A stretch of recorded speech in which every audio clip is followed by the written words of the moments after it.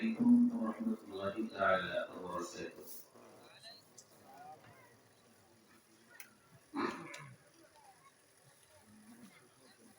الحمد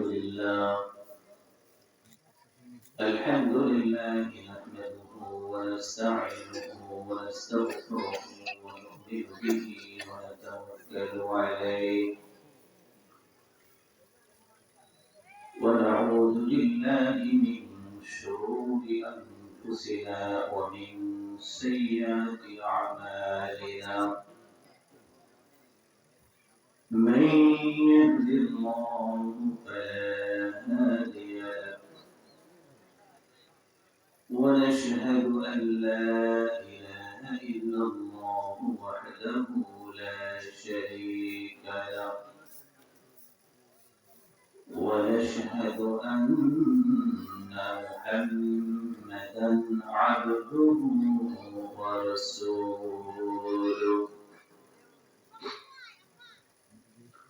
أرسله بالحق بشيرا ونذيرا وداعيا إلى الله بإذنه وسراجا منيرا.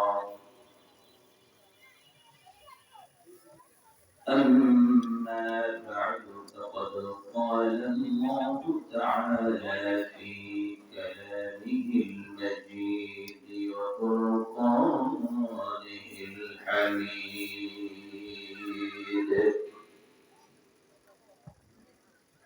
أعوذ بالله من الشيطان الرجيم.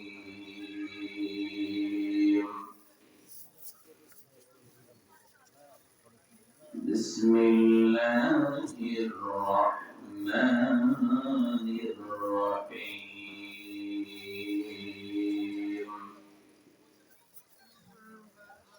لقد جاءكم رسول من أنفسكم عزيز عليه ما عنتم حريص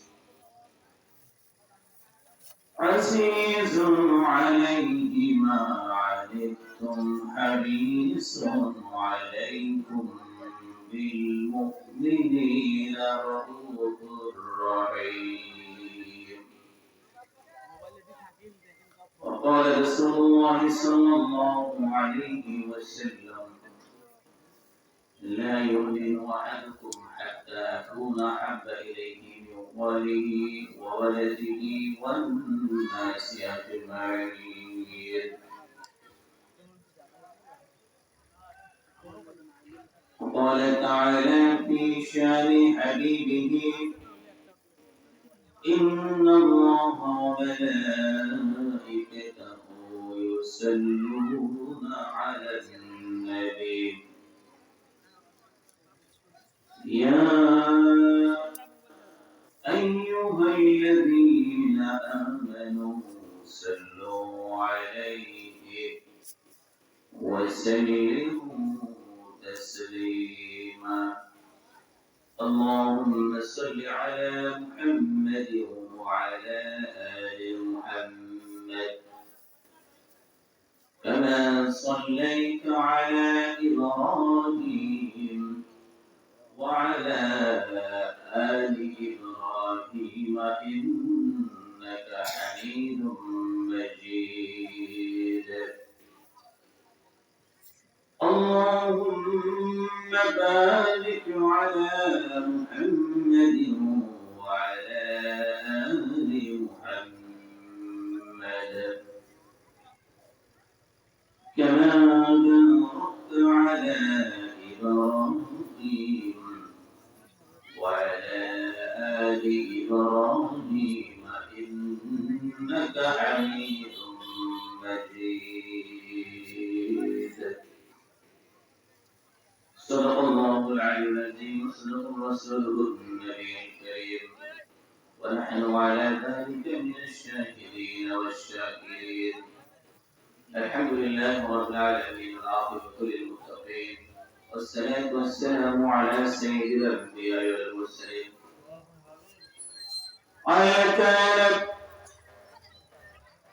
মাওলা বসুনিয়া করে তাফসীরুল কুরআন মাহফিলে রজনীতে আল্লাহ তাআলা সূরায়ে কালামুল্লাহ থেকে তেলাওয়াত করার পরে আল্লাহ তাআলা তোমার শাহী দরবারে গুনাহগার বান্দাদেরকে নিয়ে ক্ষুদ্র ক্ষুদ্র হাত উত্তোলন করে দিয়েছে। আল্লাহ তাআলা যে যুবক ছেলেরা আজকে তাফসীরুল কুরআন মাহফিলের আয়োজন করেছে, মেহেরবানি করে তাফসীরুল কুরআন মাহফিলকে আপনি কবুল আর মঞ্জুর করে নেন। আল্লাহ তাআলা এখানে যারা শ্রবণ করার জন্য এসেছেন, যারা এখনো আসেনি, মেহেরবানি করে সকলকে জান্নাতি প্যান্ডেলের ভেতরে এসে বসার তৌফিক এনায়েত করে দেন। ইয়া রব আনতুল কারীম বাকির জুমাত ওজুদি পাঁচদান করে ربنا تقبل منا إنك أنت السميع العليم وتب علينا يا مولانا إنك أنت التواب الرحيم واجعل آخر الكلام عند الموت لا إله إلا الله محمد رسول الله ذكر قل لا إله إلا الله لا إله إلا الله لا إله إلا الله আল্লাহ আল্লাহ জিকির করো, নূর নবীজির কলমা পড়ো। আল্লাহ আল্লাহ জিকির করো, নূর নবীজির কলমা পড়ো। এক আল্লাহকে সিজদা করো, দিন থাকিতে তবে যখন লা ইলাহা ইল্লাল্লাহ জোরে লা ইলাহা ইল্লাল্লাহ লা ইলাহা ইল্লাল্লাহ। মুসলিম মোরা সিংহ জাতি, নাই তো কোনো ভয়, কুরআন দিয়ে গর্ব জীবন, আসবে রে বিজয়। ঠিক না?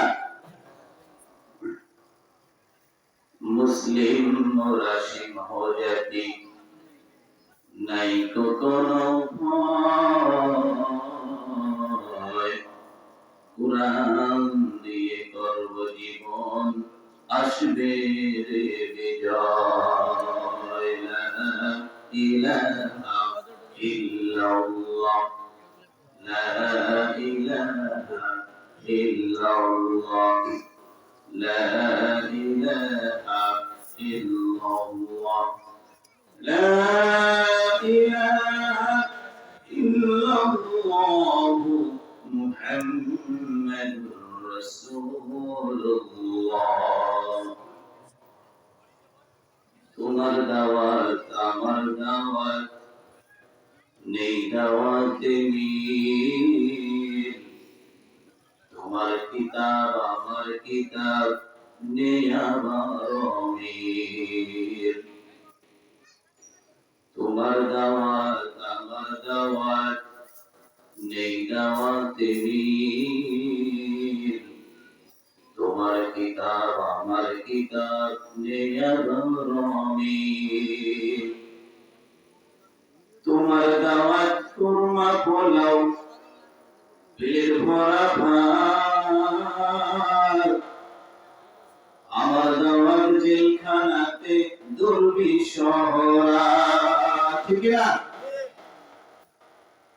তোমার দাওয়াত কুরমা পোলাও, পেট ভরা ভাত। আমার দাওয়াত জেলখানাতে দুর্বিষহরা। তোমার দাওয়াত এসির নিচে, তালাশ করা নেই, আবার দাওয়াত ময়দানেতে দিন রাত লড়াইয়ে। তোমার দাওয়াত আমার দাওয়াত, নেই দাওয়াতে মিল। তোমার কিতাব আমার কিতাব, নেই আবার মিল। তোমার দাওয়াত দেখে না ঘুষ, সমাজ ভরা সুদ। তোমার দাওয়াত বৈধ দাদাই ফেরাউন নমরুদ। ঠিক না? কথা বলতে হবে, বাবাজিরা কথা বলতে হবে। তোমার দাওয়াত দেখে না ঘুষ, সমাজ ভরা সুদ। তোমার দাওয়াত বৈধ দাদাই ফেরাউন নমরুদ। আমার দাওয়াত ইসলামী আইন, আইন কোরআনের বল। আমার দাওয়াত মানে না তো জুলুমবাজের দল। ঠিক না? আমার দাওয়াত ইসলামী আইন, আইন কোরআনের বল। আমার দাওয়াত মানে না তো জুলুমবাজের দল।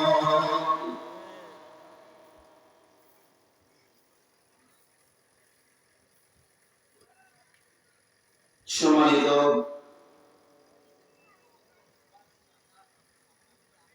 আজকে তাফসীরুল কোরআন মাহফিলের সম্মানিত সভাপতি জনাব মোহাম্মদ আখতারুজ্জামান মিঠু, চেয়ারম্যান ৯ নং মাগুরা ইউপি। সভা উদ্বোধনকারী জনাব মোহাম্মদ শরীফুল ইসলাম, বড়বাড়ি জামে মসজিদ পাড়াগ্রাম। আজকে মাহফিলের সম্মানিত প্রধান অতিথি জনাব মোহাম্মদ আহসান আদিলুর রহমান আদিল, মাননীয় সংসদ সদস্য 15 নং আসন নির্বাচনী। বিশেষ অতিথি জনাব মোহাম্মদ রশিদুল ইসলাম, সাবেক উপজেলা চেয়ারম্যান কিশোরগঞ্জ নির্বাচনী। আজকে মাহফিলের প্রধান আকর্ষণ, প্রধান বক্তা আলহাজ হাফেজ মাওলানা বাইজিদ হোসেন সাহেব দাওয়াত বারকাতুহুল আলিয়া।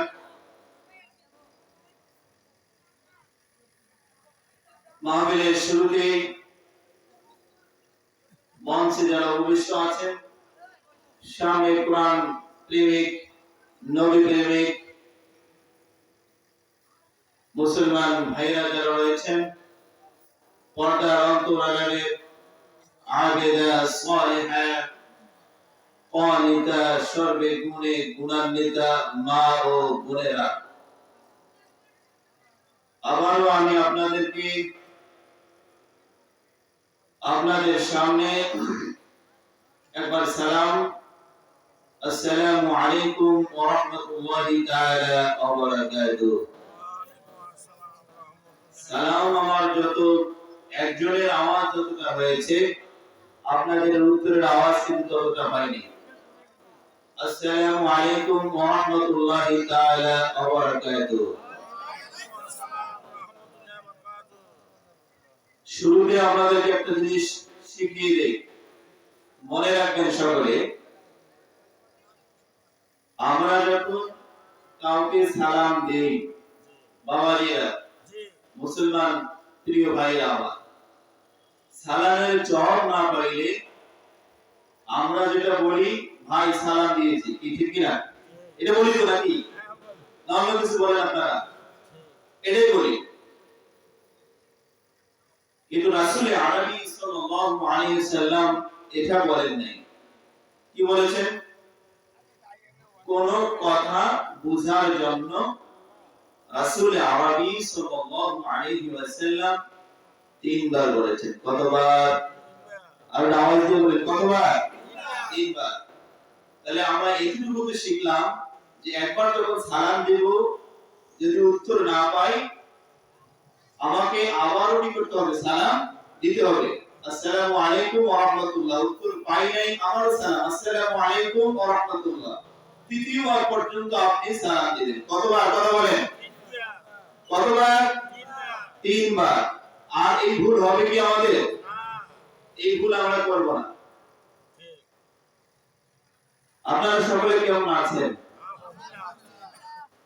মনে হয় একটু কেউ একটু মন খারাপ করে বসে আছেন। মুরব্বী বাবাজিরা এবার বলবেন, শুধু যুবকরা বলবেন না।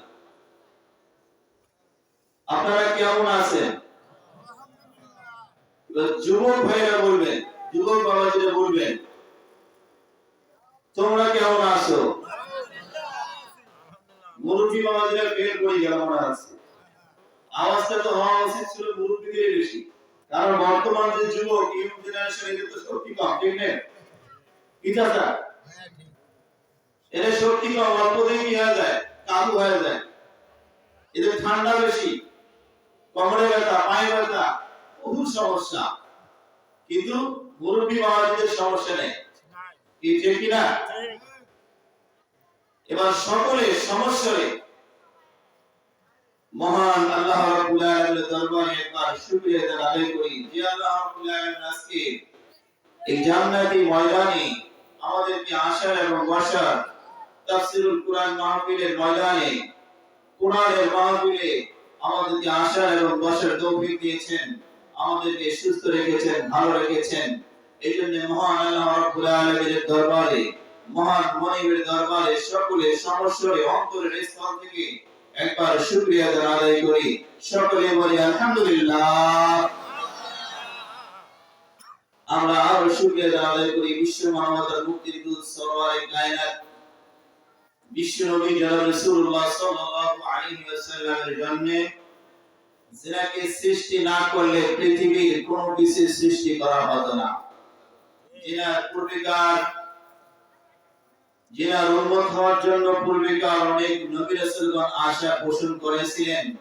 আল্লাহ সুবহানাহু ওয়া তাআলা সেই সমস্ত নবী রাসূলগণকে উম্মতে মুহাম্মাদী না বানিয়ে আমাদের মতো স্বল্প ঈমানওয়ালা, অল্প হায়াতওয়ালা ব্যক্তিদেরকে, কচুর পাতা পানির মতো ঈমানওয়ালা ব্যক্তিদেরকে সেই আতাই নামদার তাজদারে মদিনা মুহাম্মদ মুস্তাফা জনাব রাসূলুল্লাহ সাল্লাল্লাহু আলাইহি ওয়াসাল্লামের জন্য আরো একবার অন্তরের স্তর থেকে সকলে সমস্যরে একযোগে মহান মনিবের দরবারে শুকরিয়া আদায় করব। সকলে বলি আলহামদুলিল্লাহ।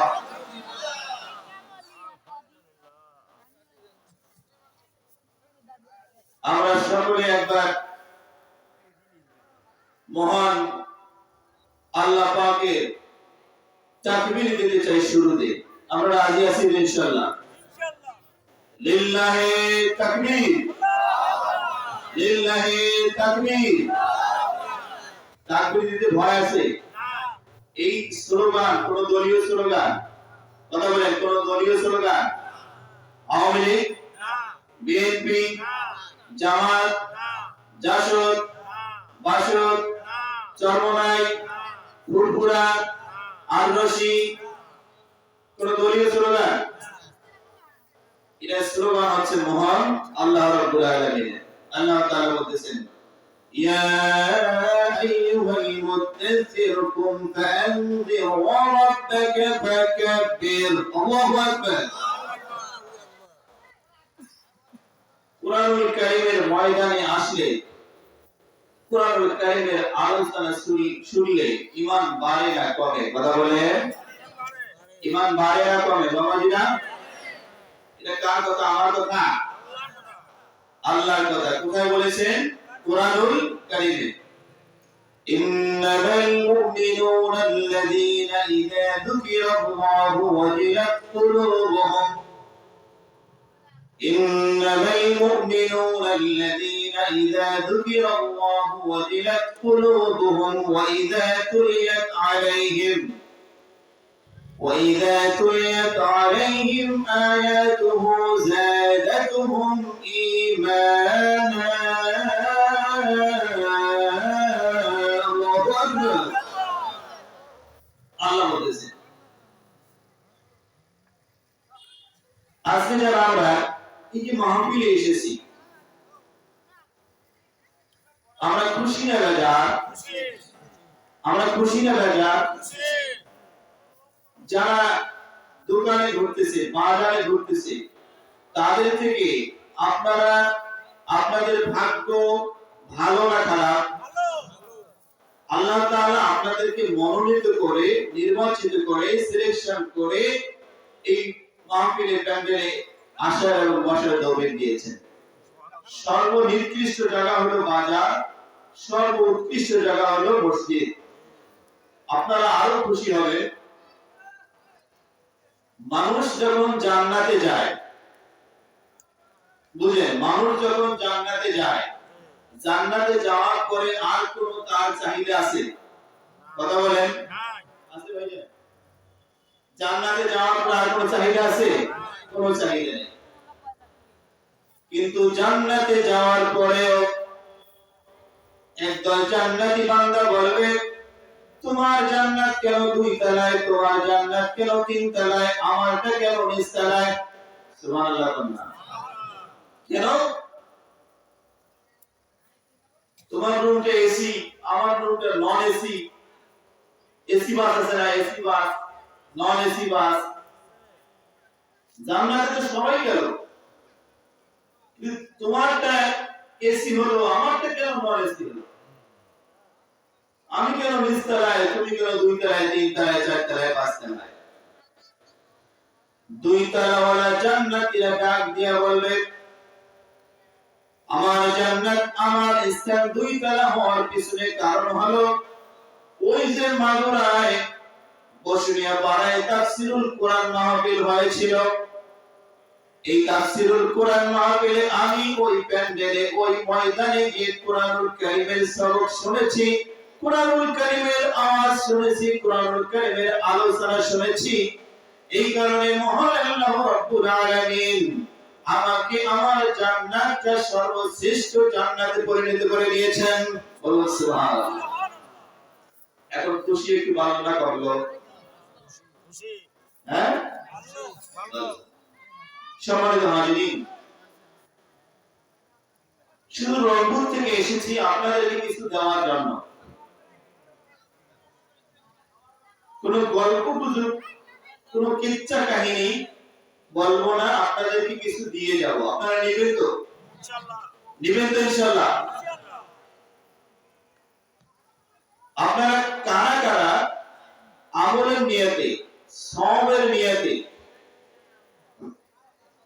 এই তাফসীরুল কোরআন মাহফিলে এসেছেন, একটু হাত উত্তোলন করে মহান আল্লাহ রাব্বুল আলামিনকে দেখান তো। আল্লাহু আকবার, লিল্লাহি তাকবীর, লিল্লাহি তাকবীর। আল্লাহ তাআলা আমাদের সকলের হাতগুলোকে কবুল করে নিন, সকল আল্লাহুম্মা আমিন। সম্মানিত হাজিরিন, আমরা যত ইবাদত করি, নামাজ, কালাম, হজ, যাকাত, সিয়াম, দান, সদকা, আমাদের উদ্দেশ্য কি? কথা বলেন, উদ্দেশ্য কি? জান্নাত, নাকি তো? আর কোন উদ্দেশ্য আছে? জান্নাত। কোন উদ্দেশ্য আছে? অন্য কোন উদ্দেশ্য আছে বাবাজিরা? কি উদ্দেশ্য? জান্নাত। জান্নাতে গিয়ে মানুষ যখন শেষ হাসি হেসে নেবে, এই হাসি কি তার আর কি শেষ হবে? কথা বলেন, কথা বলেন। পৃথিবীতে মানুষ যত সুখী থাক, শান্তিতে থাক, আনন্দে থাক, হাসিতে থাক, এই হাসিটা, এই সুখটা এমন কোন সময় এসে যেতে পারে, এই হাসিটা আপনার জন্য কাল হতে পারে, আপনার হাসিটা মলিন হয়ে যেতে পারে। পারে কি পারে না? কথা বলেন, পারে কি পারে না? পারে। কিন্তু বান্দা যখন জান্নাতে যাবে, জান্নাতে যাওয়ার পরে ফামান যুহজিহা আনিন নার ওয়া উদখিলাল জান্নাহ, যখন মানুষ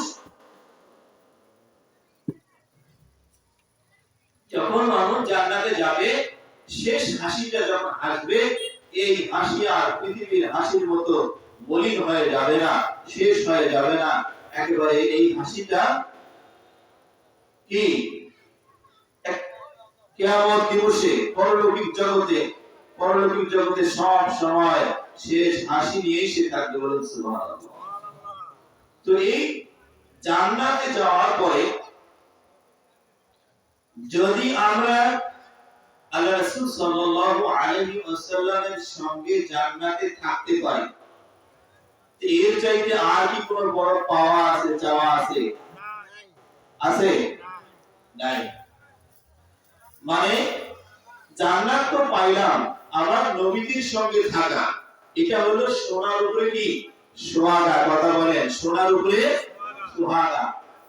জান্নাত পাইলাম আমার নবীজির সঙ্গে থাকা, তার সংস্পর্শে থাকা, এটা সোনার উপরে কি সোহাগা। আজকে আমি আপনাদেরকে এমন কিছু বিষয়, এমন কিছু আমল দিয়ে দিতে চাই, এমন কিছু আমল দিয়ে দিতে চাই যে আমলগুলো করলে, এমন বিশেষ 7টি আমল আপনাদেরকে আমি দিয়ে দিতে চাই। কতটি আমল বাবাজিরা? 7টি। কতটি? আরো জোরে, কতটি? জোর হলো না, কতটি? 7টি।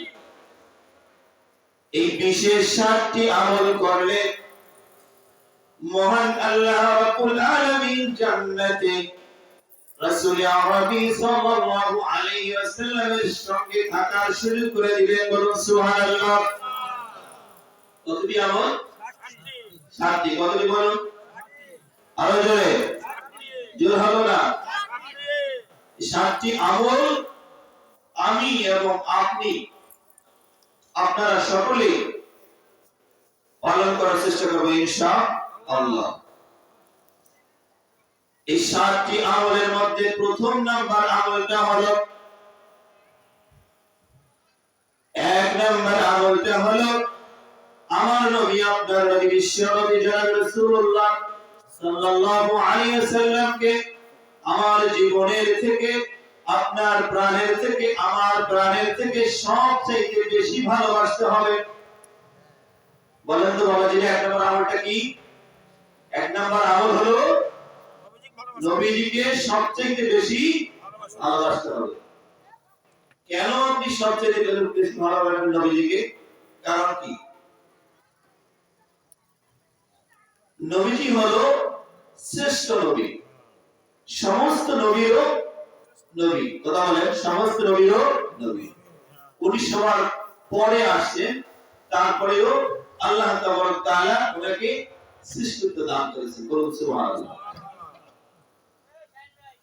শুধু তাই নয়, নবীর কারণে আপনি শ্রেষ্ঠ উম্মত হয়েছেন, ঠিক না? নবীর কারণে আপনি শ্রেষ্ঠ কিতাব পেয়েছেন, নবীর কারণে আপনি শ্রেষ্ঠ মাস পেয়েছেন, নবীর কারণে আপনি শ্রেষ্ঠ দিন পেয়েছেন, নবীর কারণে আপনি লাইলাতুল কদর পেয়েছেন, কি ঠিক না? এমন একজন নবী আল্লাহ তাবারক তাআলা আমাকে আপনাকে দিয়েছেন, যে নবীর কারণে আমরা হিদায়াত পেয়েছি, নবীর কারণে আমরা দ্বীন পেয়েছি, যে নবীর কারণে আমরা ইহদিনাস সিরাতাল মুস্তাকিমের পথ খুঁজে পেয়েছি।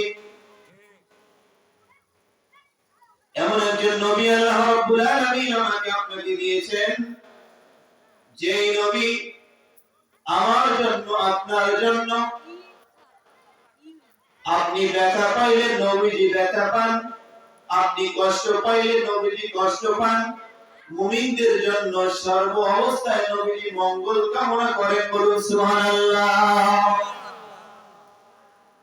আমি যে কথাটি বললাম এটা আমার কথা নয়, মহান আল্লাহ রাব্বুল আলামিন কুরআনুল কারীমের সূরাতুত তাওবা, কথা বলেন কোন সূরা? সূরা তাওবা 148 নম্বর আয়াতে বলেছেন, লাকাদ জাআকুম রাসূলুম মিন আনফুসিকুম আজিজুন আলাইহি মা আনিতুম হারিসুন আলাইকুম বিল মুমিনিনা রাউফুর রাহিম। আল্লাহু আকবার। আল্লাহ রাব্বুল আলামিন বলেন, আমি তোমার মধ্য থেকে, তোমাদের মধ্য থেকে এমন একজন নবী প্রেরণ করেছি, এমন একজন নবীকে পাঠিয়ে দিয়েছি, যে নবী তোমরা ব্যথা পাইলে ব্যথা পায়, যে নবী তোমরা কষ্ট পাইলে কষ্ট পায়, যে নবী তোমার জন্য মঙ্গল কামনা করেন। বলুন সুবহানাল্লাহ। এইরকম নবীকে ভালোবাসার দরকার আছে না নাই? কথা বলেন, আছে না নাই? মনে করেন আপনার অবসরে কোন এক ব্যক্তি আপনাকে ভালোবাসে, আপনার মঙ্গল কামনা করে, আপনার ভালো চায়, এই ব্যক্তিটাকে আপনি কি ভালোবাসবেন কি বাসবেন না? কথা বলেন। আমার নবী, আপনার নবী রাসূল আরবি সাল্লাল্লাহু আলাইহি সাল্লাম এমন নবী, এমন উম্মতকে ভালোবাসেন, এত ভালোবাসেন, কিয়ামত দিবসে, ভয়াবহতম দিবসে সমস্ত নবীরা যখন ইয়া নফসি ইয়া নফসি ইয়া নফসি করবে, একমাত্র আমার নবী, আপনার নবী, বিশ্ব নবী জনাব রাসূলুল্লাহ সাল্লাল্লাহু আলাইহি ওয়াসাল্লাম সিজদায় পড়ে আপনার জন্য, আমার জন্য ইয়া হাবলি উম্মতি উম্মতি বলে কাঁদবেন। বলুন সুবহানাল্লাহ। এর নবী ভালোবাসার দরকার আছে? আছে না নাই? কথা বলেন। জান্নাতে থাকতে হলে, নবীর সঙ্গে জান্নাতে থাকতে হলে সবচাইতে নবীকে বেশি ভালোবাসতে হবে। নিজের প্রাণের থেকে, নিজের জীবনের থেকে বেশি ভালোবাসতে হবে নবী সাল্লাল্লাহু আলাইহি ওয়াসাল্লামকে। আমার নবী, আপনার নবী, বিশ্ব নবী রাসূলুল্লাহ সাল্লাল্লাহু আলাইহি ওয়াসাল্লাম কে কেন আপনি ভালোবাসবেন? তার চেহারা মুবারক এত সুন্দর ছিল, জ্বলজ্বল করত। তার চেহারা মুবারক চাঁদের চেয়ে সুন্দর ছিল, সূর্যের থেকেও বেশি আলো ছিল। সুবহানাল্লাহ কন্যা। চাঁদের চেয়ে সুন্দর তুমি নবী আমার কামলিওয়ালা, চাঁদের চেয়ে সুন্দর তুমি নবী আমার সাল্লাল্লাহু আলাইহি। চাঁদের চেয়ে সুন্দর তুমি নবী আমার কামলিওয়ালা, চাঁদের চেয়ে সুন্দর তুমি নবী আমার সাল্লাল্লাহু আলাইহি। दिन में उसी की रोशनी, रात को उसी की चांदनी। दिन में उसी की रोशनी, रात को उसी की चांदनी।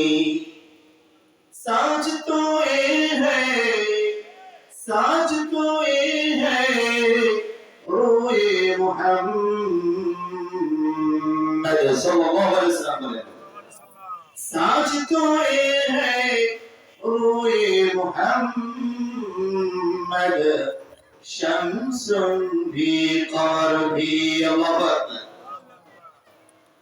আমার নবী, আপনার নবী, বিশ্ব নবী জনাব রাসূলুল্লাহ সাল্লাল্লাহু আলাইহি সাল্লাম রাতের মধ্যে যখন ওনার চেহারা মুবারকে দেখা যাইতো, মনে হইতো ওনার চেহারা মুবারকের আলো থেকে চাঁদ আলো ধার করে নিয়েছেন। আল্লাহু আকবার। দিনের মধ্যে যখন নবী সাল্লাল্লাহু আলাইহি সাল্লামের চেহারা মুবারক দেখা যাইতো, মনে হইতো নবী সাল্লাল্লাহু আলাইহি সাল্লামের চেহারা মুবারক থেকে সূর্য আলো ধার করে নিয়েছে। বলুন সুবহানাল্লাহ। এরকম নবীকে ভালোবাসার দরকার আছে? আছে দরকার? মুহতারাম হাজিরিন, আমি পর্যায়ক্রমে আপনাদেরকে বলে দিতে চাই নবী সাল্লাল্লাহু আলাইহি ওয়াসাল্লামকে কে কতটুকু ভালোবাসে, মহান আল্লাহ রাব্বুল আলামিন কতটুকু ভালোবাসেন, সাহাবায়ে কতটুকু ভালোবাসেন, এবং আমাদেরকে কতটুকু ভালোবাসতে হবে। আল্লাহ রাব্বুল আলামিন সূরাতুন নিসায়ের 113 নম্বর আয়াতে প্রাইমারি একটি ধারণা দিচ্ছেন যে আমি নবী সাল্লাল্লাহু আলাইহি ওয়াসাল্লামকে কি পরিমাণ ভালোবাসি, কতটুকু ভালোবাসি, কিভাবে প্রোটেকশন দিয়েছি, কিভাবে তাকে আমি হেফাজত করেছি, এতটুকু চিন্তা করো ইমানদারেরা। তারপরে তোমরা কতটুকু ভালোবাসবে সিদ্ধান্ত নেবে তোমরা। মহান আল্লাহ রাব্বুল আলামিন সূরাতুন নিসা-এর 113 নম্বর আয়াতে বলতেছেন, ওয়ালাউলা ফাদলুল্লাহি আলাইকা ওয়া রাহমাতুহু লাহাম্মাত তাইফাতুম মিনহুম আন ইউদিল্লু। আল্লাহু আকবার। আল্লাহ রাব্বুল আলামিন বলেন, আমি মুহাম্মদ সাল্লাল্লাহু আলাইহি সাল্লামের উপরে ফজল দিয়েছি, রহম করেছি। ফজল আর রহমত জিনিসটা কি? ফজল আর রহমতের মধ্যে সূক্ষ্ম একটি পার্থক্য রয়েছে, আপনাদেরকে বুঝাই। আমরা আল্লাহ রাব্বুল আলামিনের কাছে দোয়া করি, আল্লাহুম্মা ইফতাহ আলাইনা আবওয়াব রাহমাতিক। হে আল্লাহ, আপনার রহমতের ভান্ডার থেকে আপনার রহমতের ভান্ডারটা আমার জন্য উন্মুক্ত করে দেন। তার মানে আল্লাহর কাছে একটা খাজানা রয়েছে, রহমতের ভান্ডার রয়েছে। সেই ভান্ডার থেকে আমরা আল্লাহর কাছে রহমত চাচ্ছি, রহমত ভিক্ষা চাচ্ছি। এটা হচ্ছে দয়া। আর মহান আল্লাহ রাব্বুল আলামিন নিজেই মহানবী সাল্লাল্লাহু আলাইহি সাল্লামকে ফজল দিয়েছেন, রহমত দিয়েছেন। বলুন সুবহানাল্লাহ। কেন ফজল দিলেন? কেন রহম করলেন? কেন ফজল না দিলে কি হতো? রহম না করলে কি হতো? ওয়ালাউলা ফাদলুল্লাহি আলাইকা ওয়া রাহমাতুহু লাহাম্মাত তাইফাতুম মিনহুম আন ইয়াদিল্লু। তৎকালীন সময়ে নবী সাল্লাল্লাহু আলাইহি সাল্লামকে তার মিশন থেকে সরানোর জন্য, তার পথ থেকে বিচলিত করার জন্য, তার মত থেকে বিচলিত করার জন্য চেষ্টা করা হয়েছিল, প্রাণ চেষ্টা করা হয়েছিল। তাকে নারী দেওয়া হবে, গাড়ি দেওয়া হবে, বাড়ি দেওয়া হবে। তাকে নারী দেওয়া হবে, গাড়ি দেওয়া হবে, বাদশাহী দেওয়া হবে। তারপরে নবী সাল্লাল্লাহু আলাইহি সাল্লামকে তার পথ থেকে, তার মত থেকে এক চুলো বিচলিত করা সম্ভব হয় নাই। তৎকালীন সময় নবী সাল্লাল্লাহু আলাইহি সাল্লামকে যখন সমস্ত কায়দা কৌশল করে তার পথ থেকে যখন সরানো সম্ভব হলো না, তখন আরব বিশ্বে, তখন সেই সৌদি আরবে সেই সময় পাওয়ারফুল 11টি গোত্রকে, পাওয়ারফুল 11টি গোত্রের 11 জন যুবককে ডাক দেওয়া হলো। কেন ডাক দেওয়া হলো? নবী সাল্লাল্লাহু আলাইহি সাল্লামকে যেহেতু কোনোভাবেই তার মত থেকে, তার পথ থেকে সরা গেল না, তাহলে নবী হযরত মুহাম্মদ রাসূলুল্লাহ সাল্লাল্লাহু আলাইহি সাল্লামকে কতল করা হবে, হত্যা করা হবে, সিদ্ধান্ত নেওয়া হলো। এক একটা গোত্র যদি একাই নবী সাল্লাল্লাহু আলাইহি সাল্লামকে কতল করে, তাহলে প্রমাণ সহজে মিলে যায়।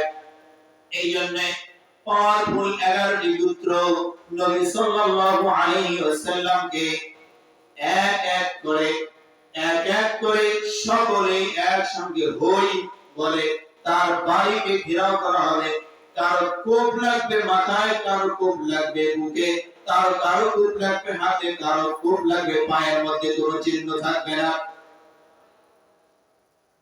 আল্লাহ রাব্বুল আলামিন বলেন, ওয়ালাউলা ফাদলুল্লাহি আলাইকা ওয়া রাহমাতুহু লাহাম্মাত তাইফাতুম মিনহুম আন ইয়াদিল্লু।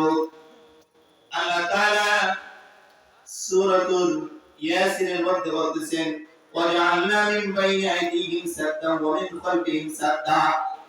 যারা নবী সাল্লাল্লাহু আলাইহি সাল্লামকে কতল করার জন্য গিয়েছিল, হত্যা করার জন্য গিয়েছিল, আল্লাহ রাব্বুল আলামিন তাদের সামনে এমন ভাবে প্রোটেকশন দিলেন, এমন ভাবে পর্দার ব্যবস্থা করে দিলেন সামনে পিছনে, যে একটা জীবন্ত মানুষ, জলজন্ত মানুষ সামনে দাঁড়ায় আছে, কিন্তু কেউই তাকে দেখতে পাইল না।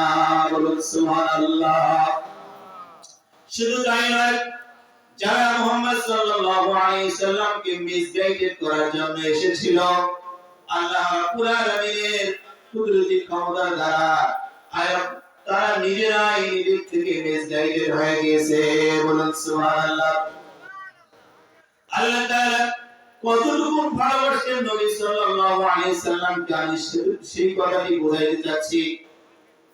হযরত মুহাম্মদ রাসূলুল্লাহ সাল্লাল্লাহু আলাইহি সাল্লাম যখন মন খারাপ করলেন, যখন খুব ব্যথা নিয়ে মুহাম্মদ সাল্লাল্লাহু আলাইহি ওয়াসাল্লাম যখন ব্যথা ভারাক্রান্ত মন নিয়ে যখন থাকতেছিলেন, হযরত খাদিজাতুল কুবরা রাদিয়াল্লাহু তাআলা আনহা যখন মৃত্যুবরণ করলেন, আবু তালিব যখন মৃত্যুবরণ করলেন, হযরত মুহাম্মদ রাসূলুল্লাহ সাল্লাল্লাহু আলাইহি সাল্লামের মনটা খুব খারাপ, খুবই খারাপ।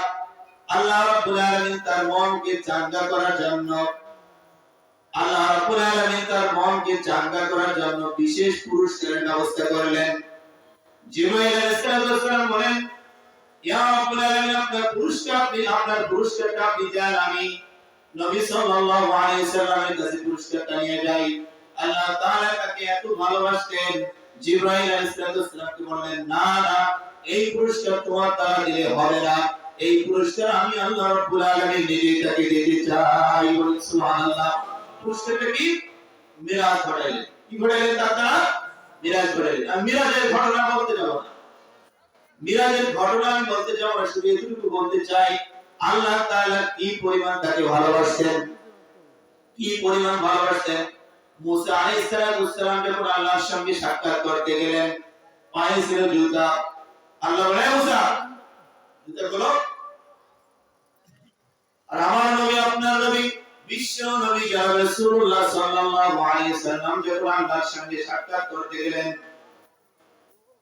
জুতা মুবারক যখন খুলতেছিলেন, আল্লাহ তাআলা বলতেছেন, ও আমার হাবিব, জুতা মুবারক পায়ে দিয়ে আপনি আসেন। বলেন সুবহানাল্লাহ। কত ভালোবাসতেন আল্লাহ তাআলা নবী সাল্লাল্লাহু আলাইহি সাল্লামকে।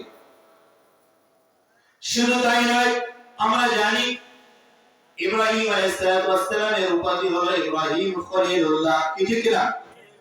ইব্রাহিম খলিলুল্লাহ, খলিলুল্লাহ মানে হচ্ছে বন্ধু। সেই বন্ধু, যে বন্ধু আল্লাহকে রাজি খুশি করার জন্য সব কিছু করে। সুবহানাল্লাহ না?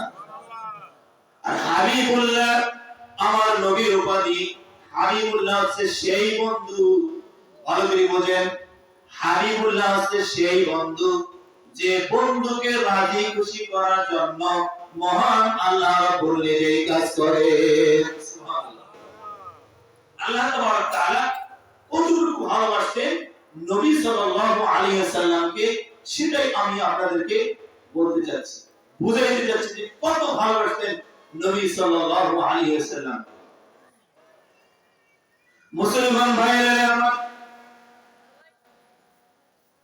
এরপর সাহাবায়ে-কেরামরা কতটুকু ভালোবাসতেন নবী সাল্লাল্লাহু আলাইহি ওয়াসাল্লামকে,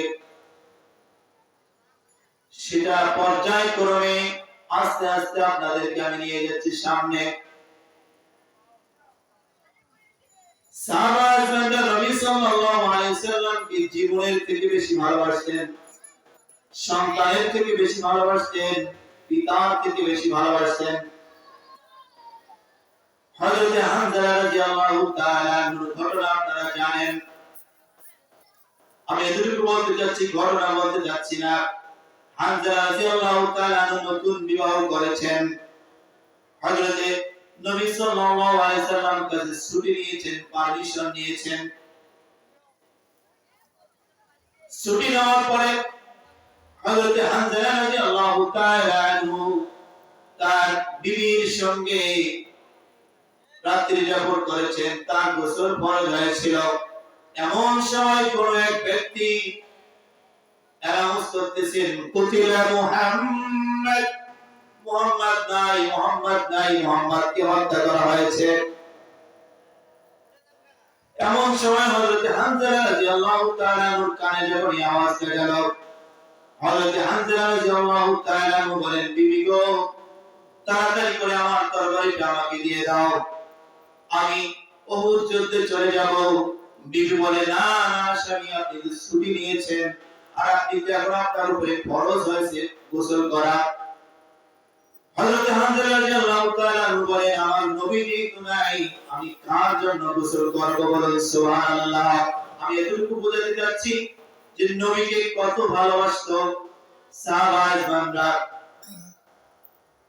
হযরত আব্দুল্লাহ ইবনে ওমর, হযরত আব্দুল্লাহ ইবনে ওমর, অর্থাৎ ওমরের ছেলে আব্দুল্লাহ, আব্দুল্লাহর ছেলে ওমর। কথা বুঝেন? আব্দুল্লাহ ইবনে ওমর রাদিয়াল্লাহু তাআলা আনহু বাপ ছেলে দুইজনে পরামর্শ করতেছেন, কথা বলতেছেন। বাবা বলতেছে যে আব্দুল্লাহ, এমনটা যদি হইতো,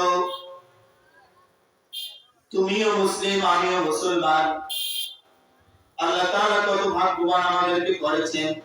কিন্তু মুসলমান না হয়ে তুমি যদি সন্তানকে বলতেছে বাবা তুমি যদি মুশরিক হইতে, কাফের হইতে, আর আমি হযরত ওমর আল্লাহ রাসূলের জন্য যুদ্ধে যাইতাম, তুমি কাফেরের জন্য যুদ্ধে আসতা। আর যুদ্ধের ময়দানে যদি আমি দেখতাম তুমি আমার সন্তান কাফেরের জন্য যুদ্ধ করতে এসেছো, নবীর বিরুদ্ধে, কোরআনের বিরুদ্ধে, তুমি আমার সন্তান কোরআনের বিরুদ্ধে, নবীর বিরুদ্ধে, আল্লাহর বিরুদ্ধে যুদ্ধ করার জন্য এসেছো, আর আমি নবীর পক্ষে যাইতাম ময়দানে, তখন আমি এইটা ভাবতাম না তুমি আমার সন্তান, আমি আমার তরবারি দিয়ে তোমার কল্লাটা আলাদা করিয়ে আমি আল্লাহ এবং রাসূলকে বুঝাইতাম যে আমি আল্লাহ এবং রাসূলকে কত ভালোবাসি। সুবহানাল্লাহ। মুসলমান ভাইরা আমার, সাহাবারা নিজের জীবনের থেকে, নিজের সন্তানের থেকে বেশি ভালোবাসতেন নবী সাল্লাল্লাহু আলাইহি ওয়াসাল্লামকে। মুহতারাম হাজির, শুধু তাই নয়, হযরত বারা রাদিয়াল্লাহু তাআলা আনহু তার ছোট্ট ছেলেকে কোলে করে নিয়ে নবী সাল্লাল্লাহু আলাইহি ওয়াসাল্লামের দরবারে গেল নবী সাল্লাল্লাহু আলাইহি ওয়াসাল্লামের নসিহত শোনার জন্য। নবী সাল্লাল্লাহু আলাইহি ওয়াসাল্লামের নসিহত শোনার জন্য বারা রাদিয়াল্লাহু তাআলা তার ছেলে তলহাকে নিয়ে গেল। নসিহত শোনা শেষ হয়ে গেল, বারা রাদিয়াল্লাহু তাআলা আনহু তলহাকে নিয়ে বাড়ির দিকে রওনা হচ্ছেন। কিছু দূর যাওয়ার পরে বারা রাদিয়াল্লাহু তাআলা আনহুর সন্তান বারাকে বলতেছেন, বাবা আপনি আমাকে কিছু রুখসত দেন, অনুমতি দেন, আমি নবী সাল্লাল্লাহু আলাইহি সাল্লামের কিছু পার্সোনাল কথা বলবো। বলুন সুবহানাল্লাহ। ছোট্ট শিশু বাবার কাছে অনুমতি চায় যে আমি নবীর কাছে কিছু পার্সোনাল কথা বলবো। তাহলে নবীর কাছে চলে যাও। নবীর কাছে যাওয়ার পরে নবী সাল্লাল্লাহু আলাইহি সাল্লামকে বলল, আপনি আমার বাবাকে সবক দিয়েছেন, কিন্তু আমাকে তো আপনি সবক দেন নাই ইয়া রাসূলুল্লাহ, ইয়া হাবিবাল্লাহ। ছোট্ট শিশুর ঈমান পরীক্ষা করার জন্য, ছোট্ট শিশুর ঈমান পরীক্ষা করার জন্য আল্লাহ রাব্বুল আলামিনের নবী রাসূল আরবি সাল্লাল্লাহু আলাইহি সাল্লাম তাকে বলতেছেন, তালহা ওই যে তোমার বাবা বারা ওখানে দাঁড়িয়ে রয়েছে, যাও ওমরের খঞ্জরটা নিয়ে যাও, খঞ্জরটা নিয়ে গিয়ে তোমার বাবার কল্লাটা কেটে নিয়ে এসে আমাকে দাও। বারা রাদিয়াল্লাহু তাআলা ওর সন্তান ছোট ছেলে এটা আর ভাবলো না, চিন্তা ভাবনা করলো না যে আমি আমার বাবার কল্লা কেন কাটবো। তালহা সঙ্গে সঙ্গে তার বাবার কল্লা কাটার জন্য, মাথা কাটার জন্য দৌড় দিল। রাসূলুল্লাহ সাল্লাল্লাহু আলাইহি সাল্লাম বলেন, এ তালহা দাঁড়াও, আমি আমার পৃথিবীতে, এই পৃথিবীতে আল্লাহ তাআলা আমাকে বাবার কল্লা কাটার জন্য সন্তানকে পাঠান নাই। বাবার কল্লা কাটার জন্য আমি রাসূল আরবি সাল্লাল্লাহু আলাইহি সাল্লামের আগমন এই পৃথিবীতে ঘটে নাই। আমি হারানো সন্তানকে বাবার কোলে ফিরিয়ে দিতে এসেছি। বলুন সুবহানাল্লাহ।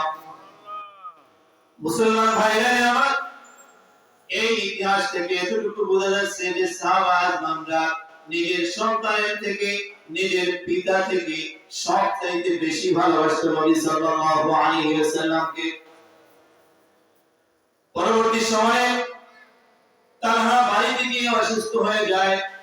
অসুস্থ হওয়ার পরে নবী সাল্লাল্লাহু আলাইহি সাল্লামকে খবর দেওয়া হয়েছে যে ছোট্ট শিশুটা আপনার অনুমতি পালন করতে গিয়ে নিজের পিতার কল্লা কাটার জন্য দৌড় দিয়েছিল, সেই শিশুটা আজকে অসুস্থ। নবী সাল্লাল্লাহু আলাইহি সাল্লাম সেই তালহাকে দেখার জন্য গেল। দেখার জন্য গিয়ে দেখে তালহার এমন অবস্থা, সে আর কাছে থাকবে না। তালহা তখন নবী সাল্লাল্লাহু আলাইহি সাল্লাম তাকে বলেছে যে তালহা যখন মারা যাবে আপনি আমাকে খবর দিবেন। বারা রাদিয়াল্লাহু তাআলা আমাকে বলেছে আপনি খবর দিবেন, আমি এই তলহার জানাজা করব। বলুন সুবহানাল্লাহ। কিছুদিন পরে তলহা যখন মারা গেল, মারা যাওয়ার আগে বারা রাদিয়াল্লাহু তাআলা আমাকে বলেন, বাবা, নবী সাল্লাল্লাহু আলাইহি সাল্লাম আমার মৃত্যুর সংবাদ শুনে বাড়িতে থাকতে পারবে না। যদি আমি দিনের বেলায় মৃত্যুবরণ করি তাহলে তুমি নবীকে খবর দিও, আর রাতের বেলায় মৃত্যুবরণ করলে নবীকে খবর দিও না। কারণ পাহাড়িয়া এলাকা, জঙ্গলের ভিতর দিয়ে রাস্তা, যদি নবী সাল্লাল্লাহু আলাইহি সাল্লাম যদি রাত্রি বেলায় আসে আর যদি মুনাফিকরা আমার নবীকে আক্রমণ করে তাহলে আমার নবী ব্যথা পাবে। বলুন সুবহানাল্লাহ।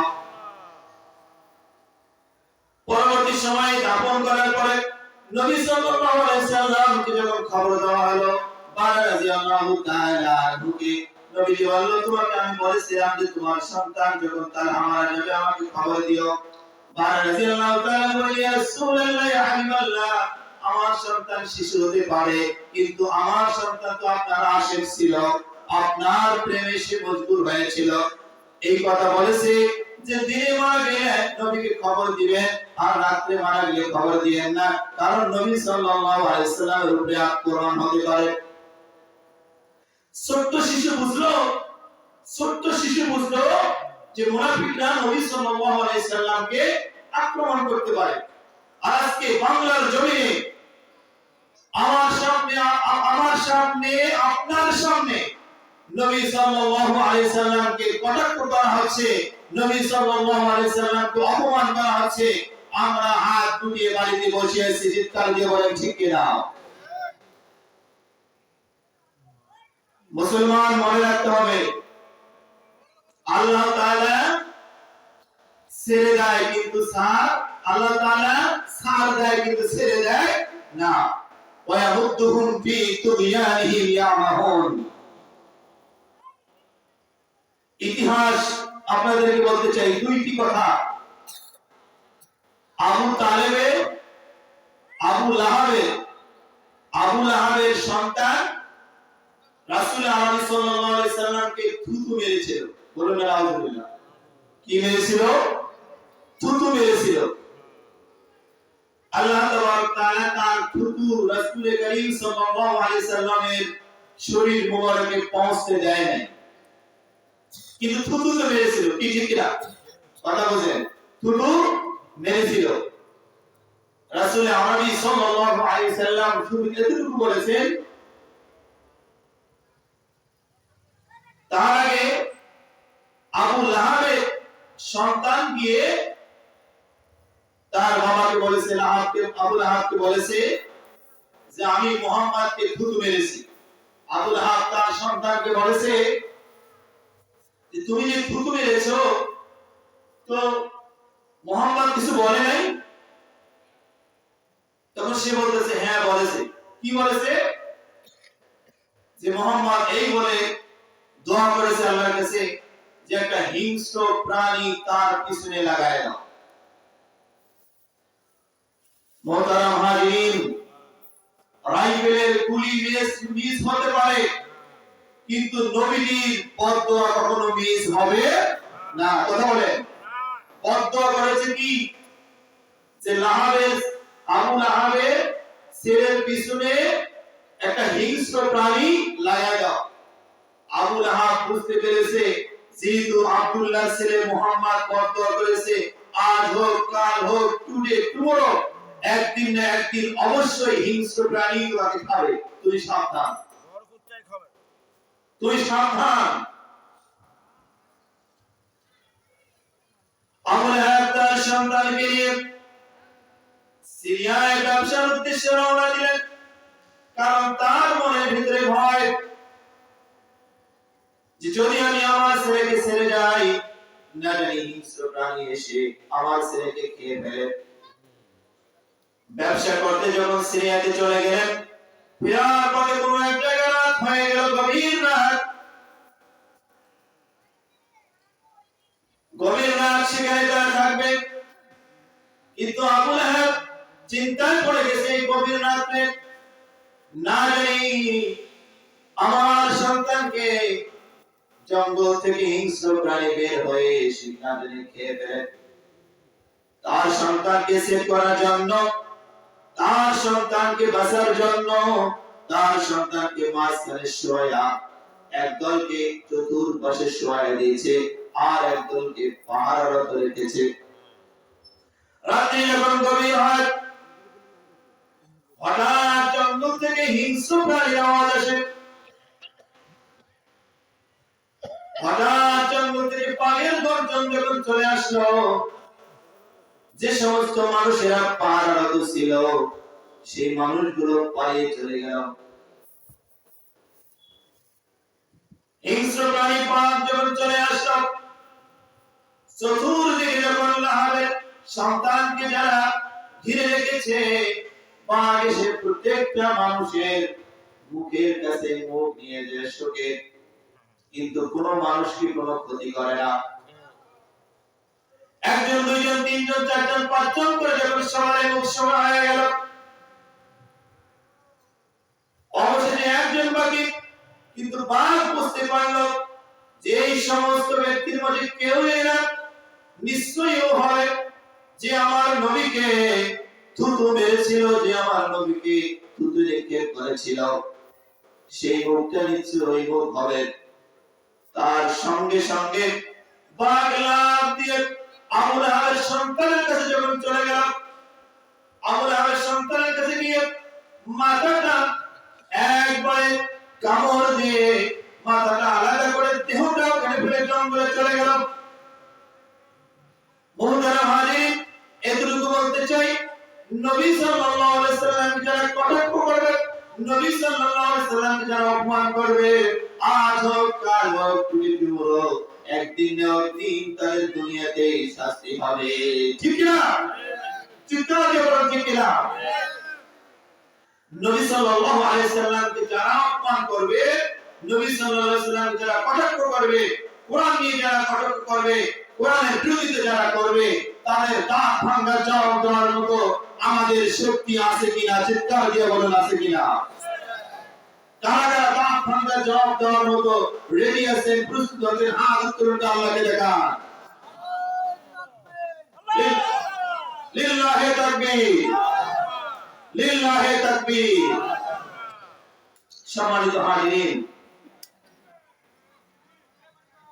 নবী সাল্লাল্লাহু আলাইহি ওয়াসাল্লামকে জীবনের থেকেও বেশি ভালোবাসতে হবে। যদি জীবনের থেকে বেশি ভালোবাসতে পারি, তাহলে আল্লাহ তাবারক তাআলা নবী সাল্লাল্লাহু আলাইহি ওয়াসাল্লামের সঙ্গে জান্নাতে থাকার সুযোগ করে দিবেন। বলুন সুবহানাল্লাহ। এক ব্যক্তি এসে নবীজিকে জিজ্ঞাসা করলেন, ইয়া রাসূলুল্লাহ, ইয়া হাবিবাল্লাহ, কিয়ামত কবে হবে? রাসূল সাল্লাল্লাহু আলাইহি ওয়াসাল্লাম বলেন, মাযা আরাদতা লাহা, কিয়ামত কবে হবে সে চিন্তা পরে করো, আগে তুমি ভাবো কিয়ামতে যে দণ্ডায়মান হবে আল্লাহর কাছে তুমি কি জবাব দেবে? সাহাবা বলেন, ইয়া রাসূলুল্লাহ, ইয়া হাবিবাল্লাহ,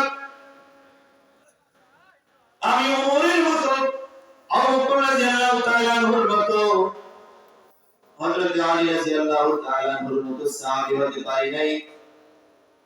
আমার তেমন কোনো আমল নাই, বড় কোনো আমল নাই, তবে আমি একটা জিনিস করি। কি জিনিস করি? একটা জিনিস করি যে আমি সবচাইতে আল্লাহ এবং আল্লাহর রাসূলকে বেশি ভালোবাসি। বলুন সুবহানাল্লাহ। তখন রাসূল আরবি সাল্লাল্লাহু আলাইহি ওয়াসাল্লাম বলেন, আনতা মা'মান আহাদাক, তুমি যাকে দুনিয়ায় থাকতে ভালোবাসো তার সঙ্গে তুমি জান্নাতে থাকবে। বলুন সুবহানাল্লাহ। ও যুবকরা, আজকে যুবকরা নবী সাল্লাল্লাহু আলাইহি ওয়াসাল্লামকে ভালোবাসে না, ভালোবাসে নেইমারকে, ভালোবাসে মেসিকে, ভালোবাসে রোনালদোকে। কি ঠিক না? আজকে যুবকরা নেইমারের জার্সি পরে, মেসির জার্সি পরে, রোনালদোর জার্সি পরে। এই যুবক কান খাড়া করে শোনো, যাকে তুমি ভালোবাসবে তার সঙ্গে তোমার আসর নাসর হবে। যুবক কান করে শুনো, আইডল বানাতে হবে নবী সাল্লাল্লাহু আলাইহি সাল্লামকে, মডেল বানাতে হবে নবী সাল্লাল্লাহু আলাইহি সাল্লামকে। যদি তুমি মডেল বানাতে পারো নবী সাল্লাল্লাহু আলাইহি সাল্লামকে, তাহলে তুমি কামিয়াব। উলাইকা হুমুল মুফলিহুন, তাহলে তুমি সফল কাম বলুন সুবহানাল্লাহ। আজকের যুবক মডেল বানায় কাকে? নায়ক, নায়িকা, গায়ক, গায়িকা, ঠিক কি না? আজকের যুবক মডেল বানায় নায়ক, নায়িকা, গায়ক, গায়িকা, ঠিক কি? ঘোড়া cutting, Messi cutting, Neymar cutting, Manna cutting, কি ঠিক কি না যুবক? যুবক বলে যাও এই সমস্ত কথা। মডেল বা আইডল বা নবী সাল্লাল্লাহু আলাইহি সাল্লামকে, নবীর সুন্নতকে নিজের জীবনে বাস্তবায়ন করো। রাসূল আল্লাহ সাল্লাল্লাহু আলাইহি সাল্লামের চাচা আবু তালেব সবথেকে বেশি ভালোবাসতেন নবী সাল্লাল্লাহু আলাইহি সাল্লামকে। এত ভালোবাসতেন যে নবী সাল্লাল্লাহু আলাইহি সাল্লামের হাতের ছোঁয়া, মুখের ছোঁয়া আবু তালেবের এমন কোন জায়গা নাই যেখানে পড়ে নাই। কিন্তু তারপরে কি আবু তালেব কি হেদায়েত হয়েছে নাকি? কথা বলেন। আবু তালেব হেদায়েত হয়নি, কারণ নবী সাল্লাল্লাহু আলাইহি সাল্লামের ইত্তিবা করে নাই। কি করে নাই? ইত্তিবা করে নাই। ইত্তিবা না করার কারণে তার কপালে হেদায়েত জুটে নাই। নবী সাল্লাল্লাহু আলাইহি সাল্লামকে ইত্তিবা করতে হবে বলেছেন কে? মহান আল্লাহ রাব্বুল আলামিন। সূরা আলী ইমরান আয়াত নাম্বার 31। قل إن كنتم تحبون الله فاتبعوني يحببكم الله।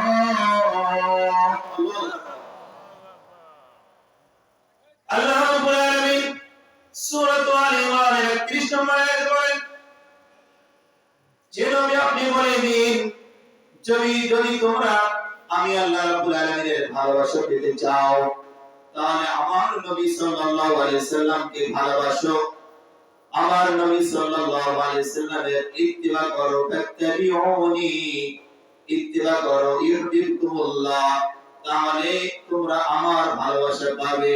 বলুন সুবহানাল্লাহ। তাহলে ভালোবাসা পেতে হলে আল্লাহ তাআলা ভালোবাসতে হবে তাকে?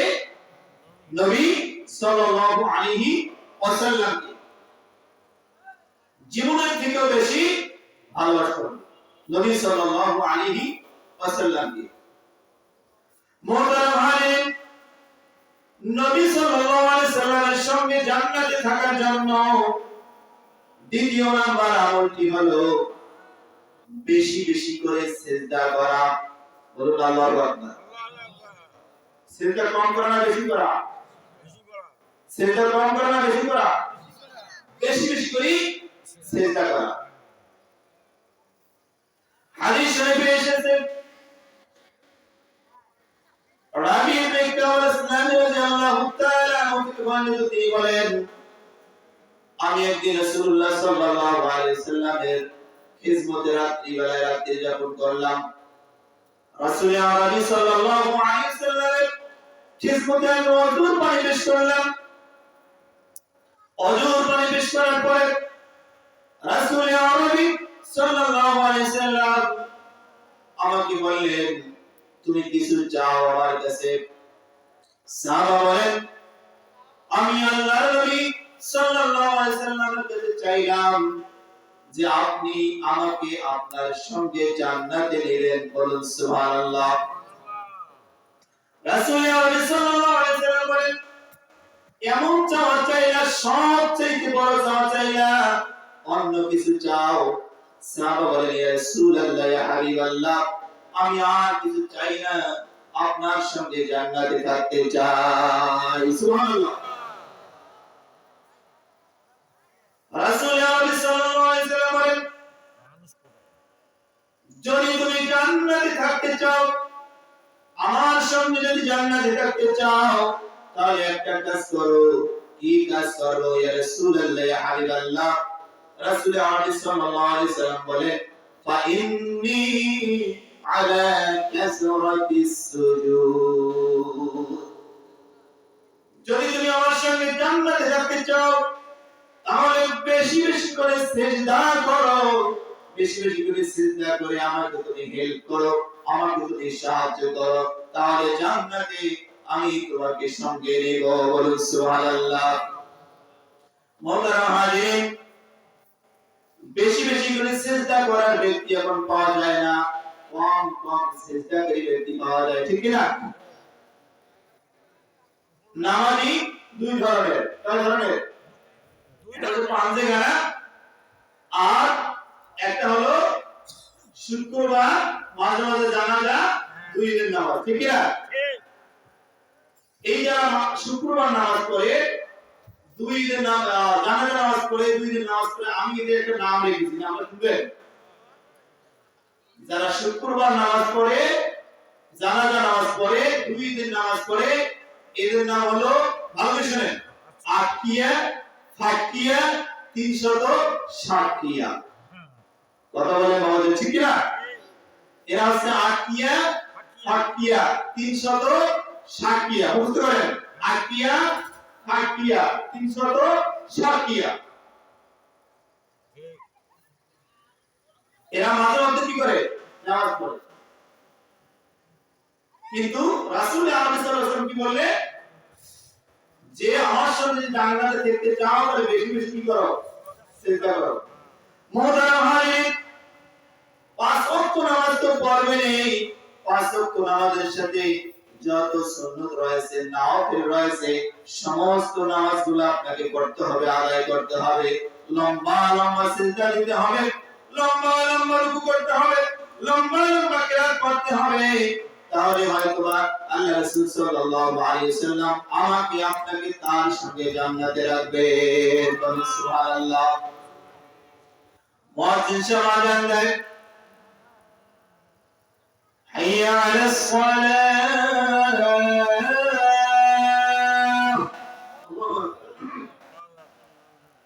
হাইয়া আলাল ফালাহ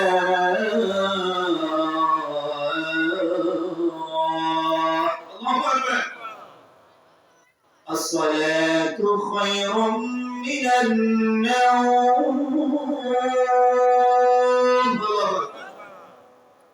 মুয়াজ্জিন সাহেব ডাকতেছে আপনাদেরকে আসো সালাতের দিকে যাও কল্যাণের দিকে ঘুম থেকে নামাজ উত্তম আপনি বলছেন কেমন করে ঘুমাও তুমি কেমন করে ঘুমাও তুমি ফজর করে কাজা এমন তো হতে পারে জোহরে জানাজা তোমার জোহরে জানাজা ঠিক না কেমন করে ঘুমাও তুমি ফজর করে কাজা এমন তো হতে পারে জোহরে জানাজা তোমার জোহরে জানাজা মুসলিম হয় না জন্ম নিলে মুসলিম হয় না জন্ম নিলে মুসলমানের ঘরে কাফের মুমিন তফাৎ হয় সালাতের উপরে মানুষ নামাজের উপরে ঠিক না মুসলিম হয় না জন্ম নিলে মুসলমানের ঘরে কাফের মুমিন তফাৎ হয় সালাতের উপরে মানুষ সালাতের উপরে ঠিক না বাইনাল আবদি ওয়া বাইনাল কুফরি তারকুস সালাত যে ব্যক্তি ইচ্ছাকৃতভাবে নামাজ ত্যাগ করলো সে কাফের হয়ে গেল নাউজুবিল্লাহ বলেন আস্তে আর আস্তে করে নাউজুবিল্লাহ বাবা ঘুমাইছেন নাকি ঘুমাইছেন একটু জিকির করেন লা ইলাহা ইল্লাল্লাহ আর জোরে লা ইলাহা ইল্লাল্লাহ লা ইলাহা ইল্লাল্লাহ আল্লাহ নামের জিকির করবে যারা আল্লাহ নামের জিকির করবে যারা আল্লাহর প্রিয় হবে তারা আল্লাহর প্রিয় হবে যারা জান্নাত প্রবেশ করবে তারা, জোরে লা ইলাহা ইল্লাল্লাহ, লা ইলাহা ইল্লাল্লাহ, লা ইলাহা ইল্লাল্লাহ, মুহাম্মাদুর রাসূলুল্লাহ সাল্লাল্লাহু আলাইহি ওয়াসাল্লাম। মোহতারাম হাজির, আল্লাহকে সিজদা করলে, বেশি বেশি সিজদা করলে কি লাভ হয় আমি সেটা বলতে চাই। আল্লাহকে সিজদা করলে এক নাম্বার যে ফজিলতটা হলো, রাসূল আরবি সাল্লাল্লাহু আলাইহি সাল্লাম বলেন, দারাজাল্লাহু বিহা রাফাআল্লাহু বিহা দারাজাতান। রাসূল আরবি সাল্লাল্লাহু আলাইহি সাল্লাম বলেন, যে ব্যক্তি বেশি বেশি সিজদা করবে, ওই ব্যক্তি সিজদা করার কারণে মহান আল্লাহ রাব্বুল আলামিন দুনিয়াতে এবং আখিরাতে তার মর্যাদা বাড়িয়ে দিবেন। বলুন সুবহানাল্লাহ। দুই নম্বর ফজিলত হলো সিজদা করার মাধ্যমে ওয়াহাত্তাহু খতিয়াতান, আপনি যত সিজদা করবেন মহান আল্লাহ রাব্বুল আলামিন আপনার জীবন থেকে গুনাহগুলো মোচন করে দিবেন। বলুন সুবহানাল্লাহ। তিন নম্বর সিজদার ফজিলত হলো, সিজদার মাধ্যমে আপনি যদি দোয়া করেন মহান আল্লাহ রাব্বুল আলামিনের কাছে, এই দোয়া আল্লাহ রাব্বুল জান্নাত। বলতে পারেন কেমনে সিজদার মাধ্যমে দোয়া করা যায়? আপনি এমনি যখন দোয়া করেন, রব্বানা যালামনা আনফুসানা ওয়া ইল্লাম তাগফির লানা ওয়া তারহামনা লানাকুনান্না মিনাল খাসিরিন, রব্বানা হাব লানা মিন আজওয়াজিনা ওয়া যুররিয়্যাতিনা কুররাতা আয়ুনিন ওয়াজআলনা লিল মুত্তাকিনা ইমামা। আপনি সিজদায় গিয়ে আপনার মন থেকে আপনি যা চান আল্লাহকে বলে, আল্লাহ আপনাকে ফিরাই দেবে না। সুবহানাল্লাহ। চার নম্বর ফজিলত হলো সিজদা। কিয়ামতের দিনে আল্লাহ রাব্বুল আলামিন বান্দাদেরকে সিজদা করার জন্য বলবেন।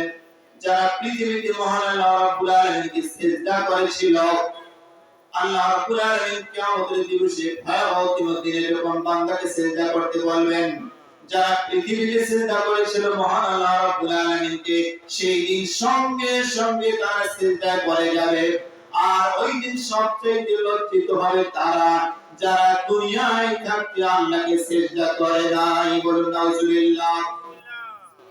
তাহলে চার নম্বর ফজিলতটা হলো, আপনি যদি সিজদা করেন দুনিয়াতে, তাহলে কিয়ামত দিবসে আপনি সিজদা করতে পারবেন। পাঁচ নম্বর ফজিলতটা হলো, আপনি যে ঈমানদার, এই ঈমানের পরিচয়টা হবে সিজদার মাধ্যমে। বলুন সুবহানাল্লাহ। ছয় নম্বর ফজিলতটা হলো, বান্দা সবচেয়ে আল্লাহর নিকটবর্তী হয় তখন যখন বান্দা আল্লাহকে সিজদা করে। বলুন সুবহানাল্লাহ। মুহতারাম হাজিরিন, তাহলে রাসূল আরবি সাল্লাল্লাহু আলাইহি সাল্লামের সঙ্গে জান্নাতে থাকার জন্য কতটি আমলের কথা বলেছিলাম? কথা বলেন, কতটি? 7টি। কতটি?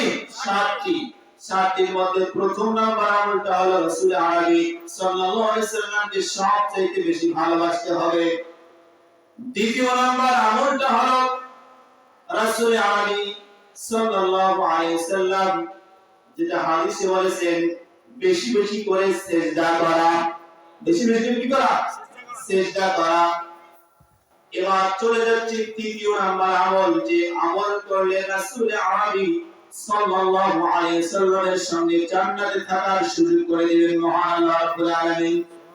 তৃতীয় নাম্বার আমলটি হলো বেশি বেশি করে রাসূল আরবি সাল্লাল্লাহু আলাইহি সাল্লামের উপরে দরুদ পড়তে হবে। দরুদ বলেন তো কি তৃতীয় নাম্বার আমল? দরুদ শরীফ। মুহতারাম হাজিরিন, এখন আপনি কোন দরুদ পড়বেন? দরুদ তো বহু ধরনের দরুদ আছে। দরুদে হাজারি, দরুদে নারিয়া, দরুদে মালি, দরুদে ইব্রাহিম। একটু কানগুলো খাড়া করে শুনেন। রাসূল আরবি সাল্লাল্লাহু আলাইহি সাল্লাম সাহাবা আজমানদেরকে যে দরুদ শিক্ষা দিয়েছেন, সেই দরুদটা হচ্ছে সর্বশ্রেষ্ঠ দরুদ, উত্তম দরুদ। বলুন সুবহানাল্লাহ। কি সেই দরুদটা কি শুনবেন তো? হ্যাঁ বলেন হুজুর। আমার সঙ্গে সঙ্গে আপনারা বলেন, সেই দরুদটা হচ্ছে যে দরুদ আমরা নামাজের মধ্যে পড়ি পড়ুন আল্লাহুম্মা সাল্লি আলা মুহাম্মাদিন ওয়া আলা আলি মুহাম্মাদ কামা সাল্লাইতা আলা ইব্রাহিম ওয়া আলা আলি ইব্রাহিম ইন্নাকা হামিদুম মাজিদ اللهم بارك على محمد وعلى آل محمد كما باركت على إبراهيم وعلى آل إبراهيم إنك حميد مجيد এই দরুদ সব সময় পড়বেন সংক্ষিপ্ত ভাষণ হলো সাল্লাল্লাহু আলাইহি ওয়াসাল্লাম পড়েন সবাই সাল্লাল্লাহু আলাইহি ওয়াসাল্লামের সংক্ষিপ্ত ভাষণ মোহতারাম ভাইরা আপনি যদি মিজানের পাল্লা ভারী করতে চান ওয়েট বাড়াতে চান তাহলে জবানের মধ্যে দুটি আমল জারি রাখবেন কথা বলুন কতটি জোরে বলুন কতটি জোরে হবে না আরো জোরে দুইটি যদি আপনি মিজানের পাল্লাকে ভারী করতে চান তাহলে জবানে আপনি দুইটি আমল জারি রাখবেন এক নাম্বার আমল হলো বেশি বেশি করে দরুদ পড়বেন রাসূল আলাইহি সাল্লাল্লাহু আলাইহি সাল্লাম বলেন মান সাল্লা আলাইহি সালাতান সাল্লাল্লাহু আলাইহি ওয়াসাল্লাম 10 মাররাত রাসূল আলাইহি সাল্লাল্লাহু আলাইহি সাল্লাম বলেন যে ব্যক্তি আমার প্রতি একবার দরুদ পড়বে অথবা একবার দরুদ পড়বে আল্লাহ তাবারক তাআলা ওই বান্দার উপরে 10 বার রহমত নাযিল করবে সুবহানাল্লাহ কতবার দরুদ পড়া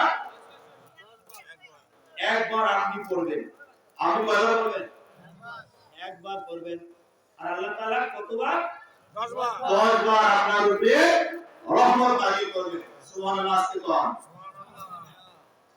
রাসূল আলাইহিস সাল্লাল্লাহু আলাইহি সাল্লাম বলেন أولى الناس بيوم القيامة أكثرهم علي صلاة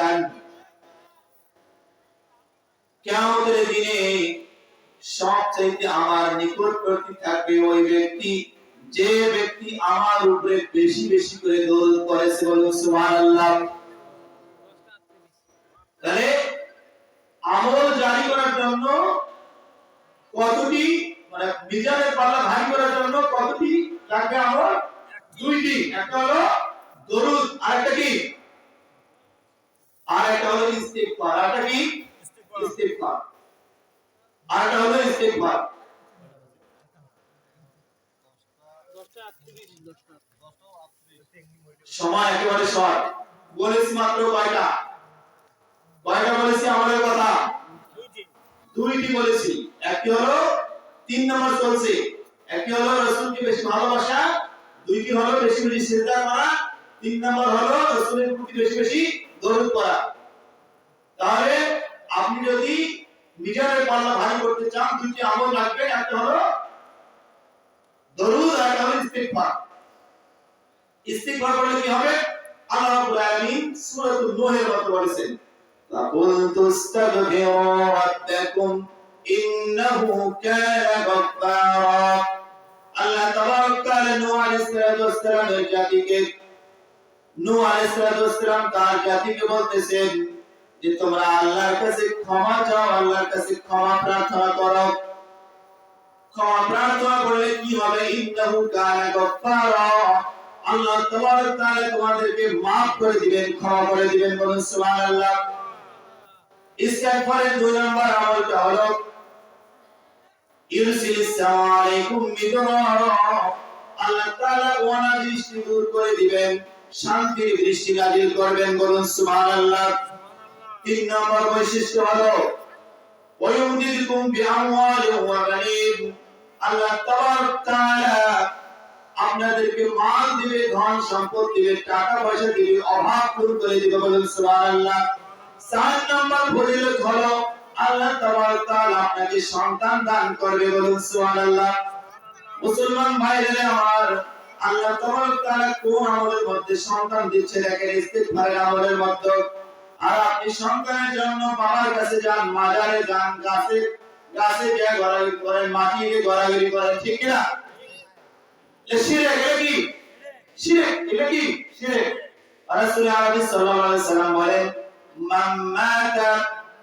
মান মাতা ইউশরিক বিল্লাহ, যে আল্লাহর সাথে শরীক করলো, শরীক করে মারা গেল, সে জাহান্নামে গেল। বলুন নাউযুবিল্লাহ। মান মাতা লা ইউশরিক বিল্লাহ, যে আল্লাহর সঙ্গে শরীক না করে মারা গেল, সে জান্নাতে প্রবেশ করলো। মুহতারাম হাজিরিন, বেশি ব্যাখ্যা না করে চলে যায় 4 নম্বর আমলে। রাসূল সাল্লাল্লাহু আলাইহি সাল্লামের সঙ্গে থাকার জন্য, জান্নাতে থাকার জন্য 4 নম্বর আমলটা হলো সুন্দর আচরণ। কি আচরণ বাবাজিরা? সুন্দর আচরণ। মুহতারাম হাজিরিন, নামাজি বান্দা পাওয়া যায়, হজ পালনকারী বান্দা পাওয়া যায়, সিয়াম পালনকারী মানুষ পাওয়া যায়, দান সদকাকারী মানুষ পাওয়া যায়, কিন্তু বর্তমানে সুন্দর আচরণকারী মানুষ পাওয়া যায় না, ঠিক না?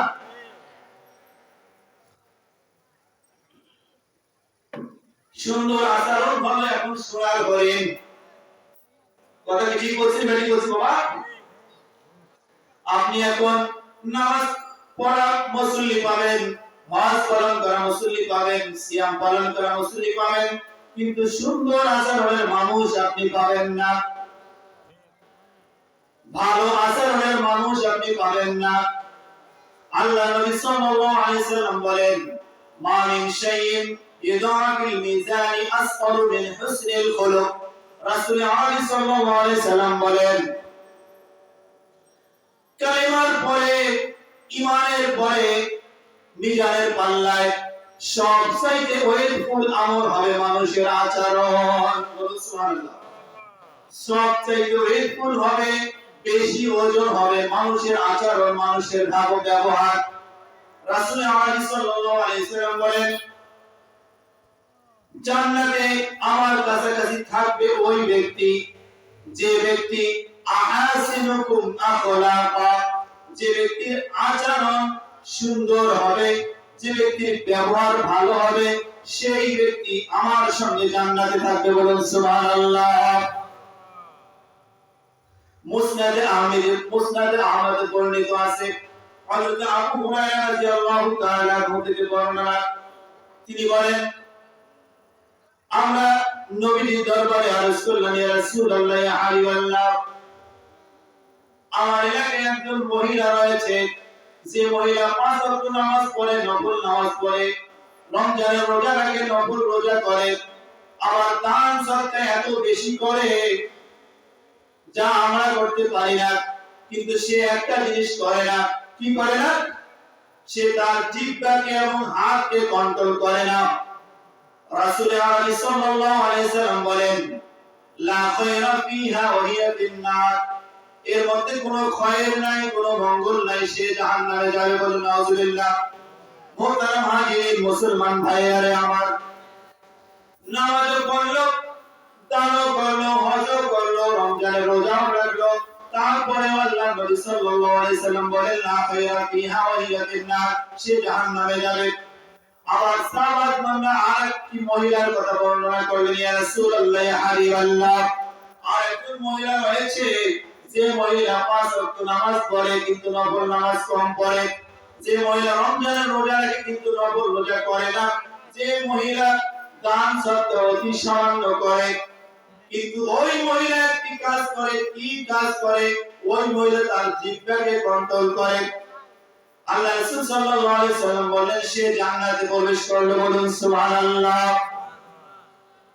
রাসূল সাল্লাল্লাহু আলাইহি সাল্লাম বলেন, আল মুসলিমু মান সালিমাল মুসলিমুনা মিন লিসানিহি ওয়া ইয়াদিহি,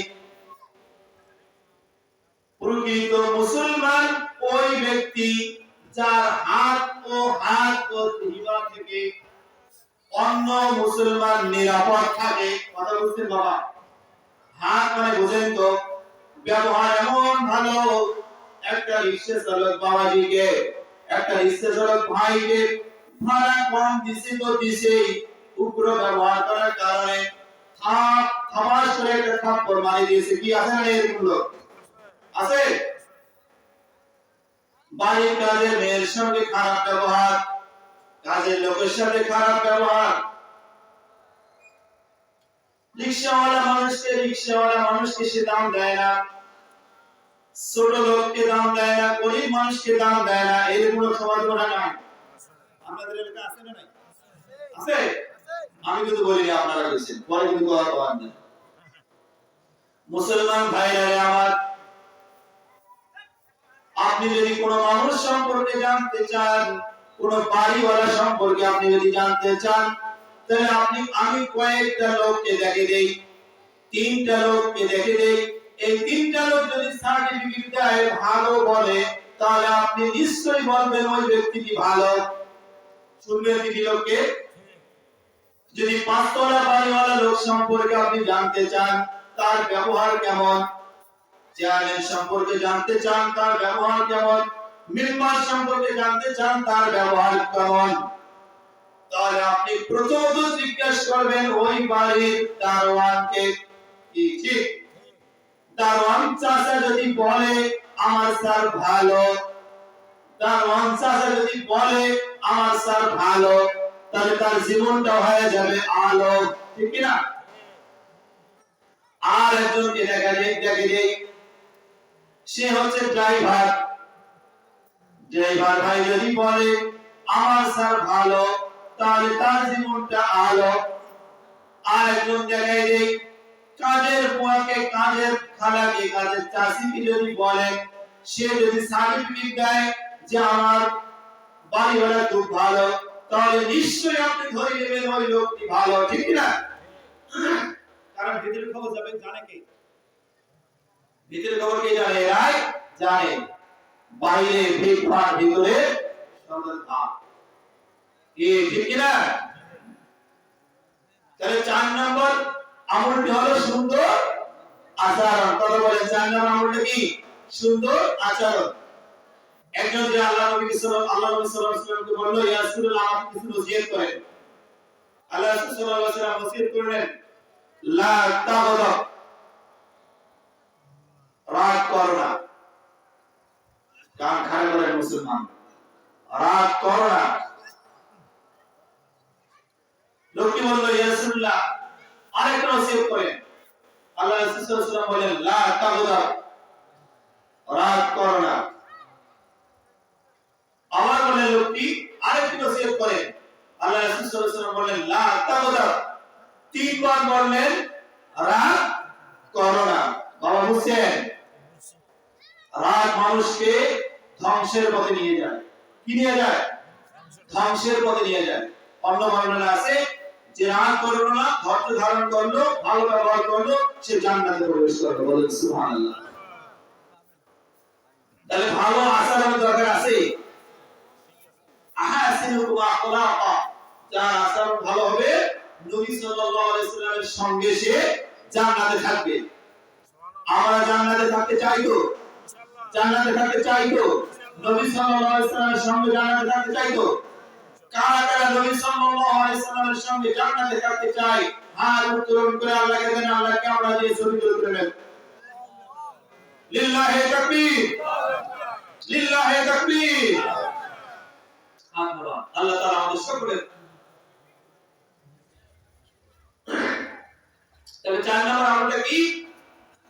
সুন্দর আচরণ। মোহতারাম হাজিরিন, 5 নম্বর আমলে যাই। সংক্ষেপ, প্রধান মেহমান আমাদের আসছে। 5 নম্বর আমলটা হলো ইয়াতীমের লালন পালন করা। কার লালন পালন? ইয়াতীমের লালন পালন। সংক্ষেপ বলি মোহতারাম হাজিরিন, আল্লাহ রাসূল সাল্লাল্লাহু আলাইহি ওয়াসাল্লাম বলেন, আনা ওয়াকাফিলুল ইয়াতীমি কাহাতাইনি ফিল জান্নাহ।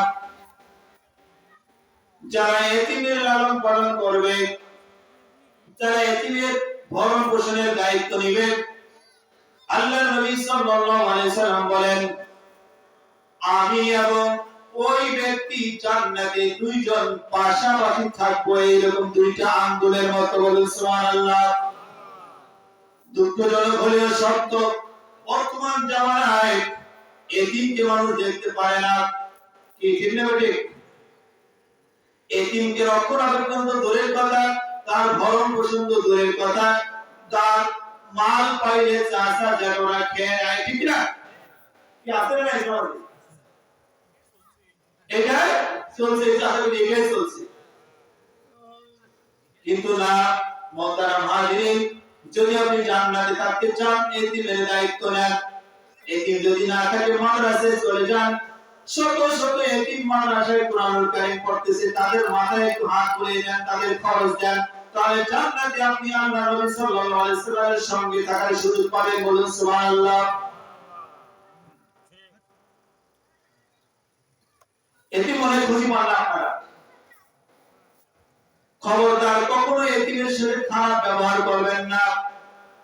আল্লাহ তাআলা সূরাতুল মাউনের মধ্যে বলেছেন, আপনারা সূরাটি জানেন, আরাআইতাল্লাযী ইউকাযযিবু বিদ্দীন ফাযালিকাল্লাযী ইয়াদুল ইয়াতীম।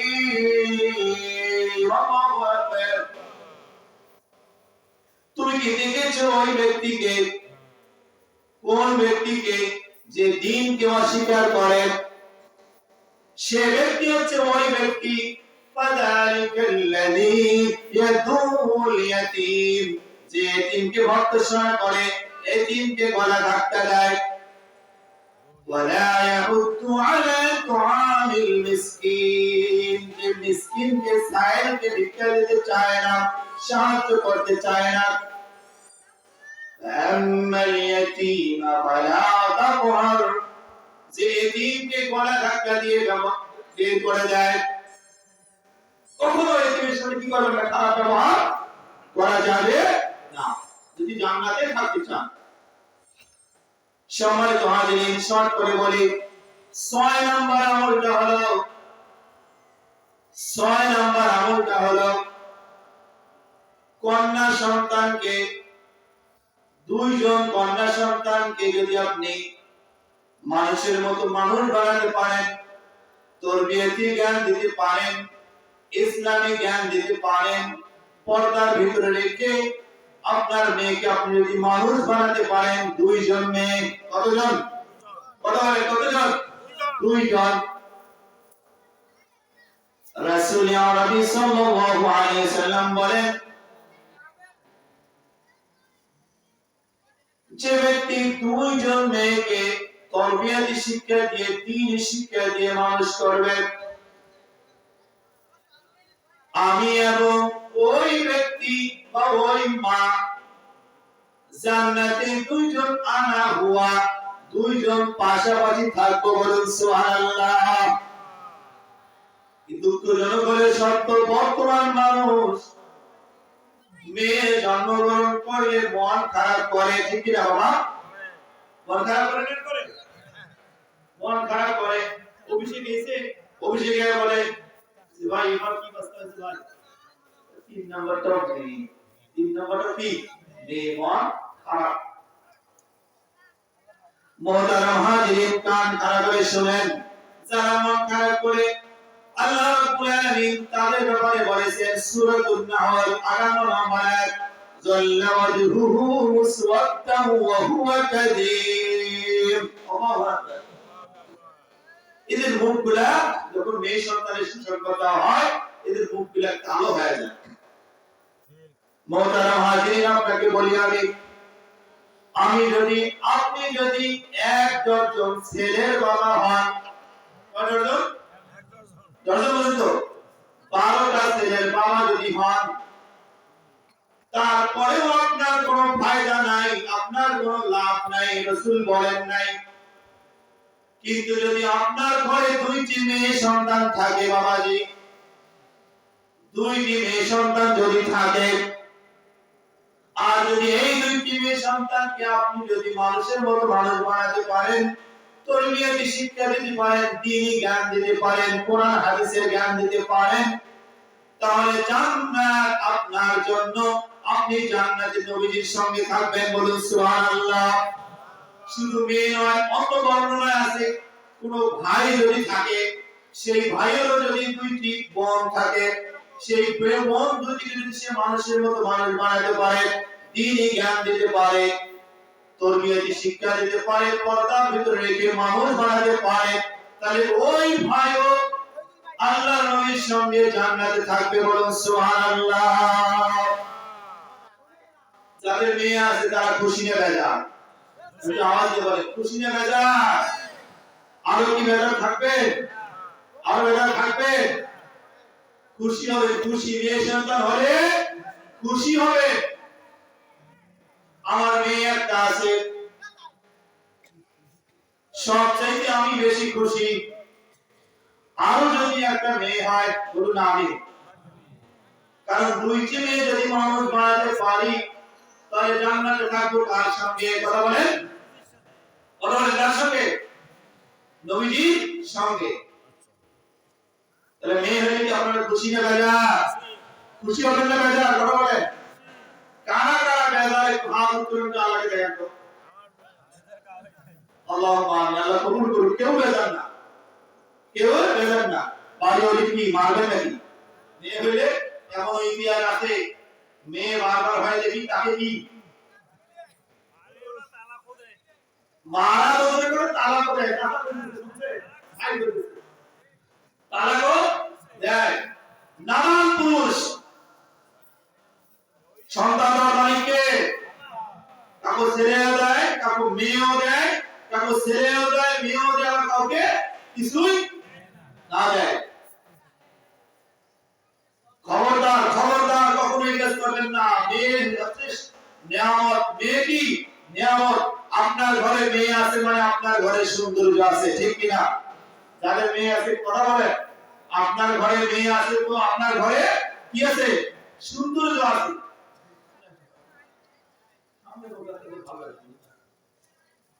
আপনার ঘরে মেয়ে আছে মানে আপনার ঘরে কি আছে? সৌন্দর্য আছে।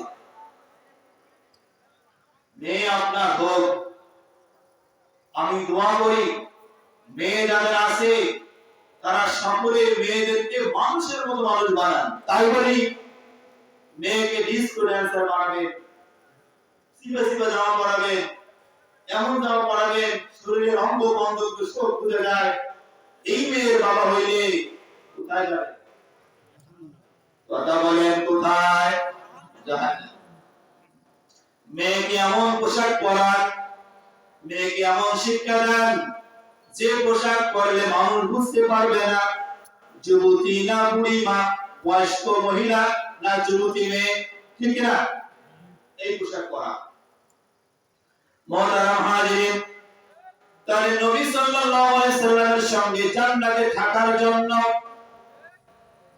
6টি আমল বলে দিয়েছি। আর বাকি আছে কয়টি? আর বাকি আছে কয়টি? একটি। সে আমলটি হলো বেশি বেশি করে আল্লাহ তাবারক তাআলার দরবারে দোয়া করতে হবে। কি করতে হবে? বেশি বেশি করে দোয়া করতে হবে। রাসূল আরবি সাল্লাল্লাহু আলাইহি সাল্লাম দোয়া শিখিয়ে দিয়েছেন। হযরত আবু বকর রাদিয়াল্লাহু তাআলা আনহু দোয়া করতেন, আল্লাহুম্মা ইন্নী আসআলুকা ঈমানান লা ইয়ারতাদ ওয়া নাঈমান লা ইয়ারতাদ ওয়া মুরাফাকাতুন নবী সাল্লাল্লাহু আলাইহি ওয়াসাল্লাম ফিল জান্নাহ। রাসূল আরবি সাল্লাল্লাহু আলাইহি সাল্লাম হযরত আবু বকরকে দোয়া শিখিয়ে দিয়েছেন। এই দোয়া আবু বকর রাদিয়াল্লাহু তাআলা আনহু করেছেন, হে আল্লাহ, আপনি আমাকে এমন ঈমান দান করেন যে ঈমান থেকে আমি টলে পড়ব না, যে ঈমান আমার কাছ থেকে ছুটে যাবে না। এমন নিয়ামত দান করেন যে নিয়ামত আমার কাছ থেকে ছুটে যাবে না। আর আমাকে আপনি নবী সাল্লাল্লাহু আলাইহি সাল্লামের সঙ্গে জান্নাতে থাকার সুযোগ করে দেন। বলুন সুবহানাল্লাহ। মুহতারাম হাজিরিন, তাহলে কতটি আমলের কথা আমি বলেছি যে আমল কয়টি করলে জান্নাতে নবী সাল্লাল্লাহু আলাইহি সাল্লামের সঙ্গে থাকা যাবে? কতটি আমল? কতটি? 5 আর 2 7। কতটি? জোরে বলুন। জোরে বলা কতটি? আরো জোরে কতটি? আবার বলি সংক্ষেপে, ব্যাখ্যা নাই। 1 নাম্বার হলো এক নম্বর আমল হলো নবী সাল্লাল্লাহু আলাইহি সাল্লামকে বেশি ভালোবাসতে হবে জীবনের থেকে বেশি। আমি বলেছিলাম যে আমরা কতটা ভালোবাসবো। রাসূল আলাইহি সাল্লাল্লাহু আলাইহি সাল্লাম বলেন না ইউমিনু আহাদুকুম হাত্তা আকুনা আহাব্বা ইলাইহি মিন ওয়ালিহি ওয়া ওয়ালাদিহি ওয়ান নাসি আজমাইন। তোমরা ততক্ষণ পর্যন্ত কামিল মুমিন হতে পারবে না যতক্ষণ পর্যন্ত আমি নবী সাল্লাল্লাহু আলাইহি সাল্লামকে তোমার সন্তান থেকে, তোমার বাবা থেকে, তোমার স্ত্রী থেকে সব থেকে বেশি করে ভালো না বাসতে পারবে ততক্ষণ পর্যন্ত তোমরা কামিল মুমিন হতে পারবে না। তাহলে নবীকে ভালোবাসতে হবে সবার থেকে, সন্তান থেকে বেশি, বাবা থেকে বেশি, স্ত্রী থেকে বেশি, সব থেকে বেশি, সমস্ত মানুষ থেকে বেশি। এক নাম্বার হলো নবী সাল্লাল্লাহু আলাইহি সাল্লামকে বেশি ভালোবাসা। দুই নাম্বার হলো বেশি বেশি করে সিজদা করা। তিন নাম্বার হলো নবীর প্রতি বেশি বেশি করে দরুদ পড়া। চার নাম্বার আমল হলো সুন্দর আচরণ, ভালো ব্যবহার। পাঁচ নাম্বার আমল হলো ইতিমের লালন পালন। ছয় নাম্বার আমল হলো দুইটি কন্যা সন্তান তরবিয়াতি শিক্ষা দিয়ে মানুষ করণ। সাত নাম্বার আমল হলো বেশি বেশি করে দোয়া করা। এই সাতটি আমল করলে মহান আল্লাহ রাব্বুল আলামিন আমাকে আপনাকে নবী সাল্লাল্লাহু আলাইহি সাল্লামের সঙ্গে জান্নাতে থাকার সুযোগ করে দিবেন। বলুন সুবহানাল্লাহ। যেহেতু মহিলা বাবন রয়েছে সংক্ষেপে বলি চারটি কাজ মহিলা বাবন করলেন। আল মারাতুল খামসাতুল ইদাস সাল্লাত খামসাহা আতাত বা'দা হাফিজাত ফুরুজাহা। চারটি কাজ করলে জান্নাতের দ্বিগুণ দরজা দিয়ে তারা জান্নাতে প্রবেশ করতে পারবে। পাঁচ ওয়াক্ত নামাজ পড়বে, রমজানের রোজা রাখবে, স্বামী আনুগত্য করবে, সতীত্বের হেফাজত করবে। এই চারটি কাজ করলে মহিলা মা বোনরা জান্নাতের যে কোনো দরজা দিয়ে জান্নাতে প্রবেশ করবে। বলুন সুবহানাল্লাহ। কোরআন বক্তা আমাদের শিখেছে, একবার স্লোগান নারায়ে তাকবীর, লিল্লাহি তাকবীর। কোরআন বক্তা আগমন, কোরআন বক্তা আগমন, শুভেচ্ছা স্বাগতম। আল্লাহ তাআলা আমাদের সকলকে আমি যে আলোচনা করেছি সে আলোচনাগুলোর উপরে আমলগুলোর উপরে আমল করার তৌফিক দান করুন। সকল আল্লাহুম্মা আমিন।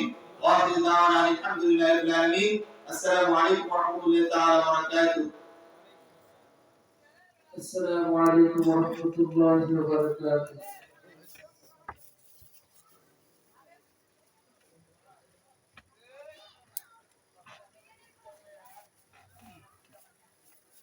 নসিবতার বাজার ইসলাম জিন্দাবাদ কোটি প্রাণে কি আওয়াজ। খুদার ত্রাণী ছাড়া পাবে না এই বাংলায় ঠাই হবে না মুসলমানরা জেগেছে আজ। চলো চলো আওয়াজ চলো জোর করে সামনে চলো সবাই মিলে একই তালে দাও না স্লোগান নারায়ে তাকবীর, নারায়ে তাকবীর। নসিবতার বাজার ইসলাম জিন্দাবাদ কোটি প্রাণে কি আওয়াজ। খুদা গনি সরকারে না এই বাংলায় ঠাই হবে না মুসলমানরা জেগেছে আজ। তোলো তোলো আওয়াজ তোলো জোর কদমে সামনে চলো সবাই মিলে একই তালে দাও না স্লোগান নারায়ে তাকবীর, নারায়ে তাকবীর। মুসলমানের এই দেশে নাস্তিকদের ঠাই নাই, নাস্তিকদের পক্ষে যারা তাদের কোনো রক্ষা নাই। ইসলামের দেশে ইসলামের জন্ম দেশে হয়েছে জন্ম, ইসলামের বিরুদ্ধে গেলে দেশ হবে ভিন্ন। কথা বলে ঠিক না ঠিক? তোলো তোলো আওয়াজ তোলো জোর করে সামনে চলো সবাই মিলে একই তালে দাও না স্লোগান নারায়ে তাকবীর, নারায়ে তাকবীর।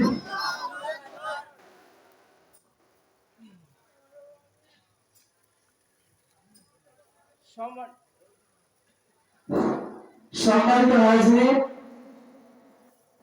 ইতিমধ্যে আমাদের প্রধান আকর্ষণ প্রধান বক্তা আমাদের মঞ্চে উপস্থিত হয়েছে। এবারে আপনাদের সামনে কুরআন ও হাদিস থেকে আলোচনা নিয়ে আসতেছেন আলহাজ হাফিজ মাওলানা বাইজিদ হোসেন। আলহাজ হাফিজ মাওলানা বাইজিদ হোসেন খতিব কিরামতিয়া কর্মসূচি ও পরিচালক দারুত তাজকিয়া মাদ্রাসা রংপুর।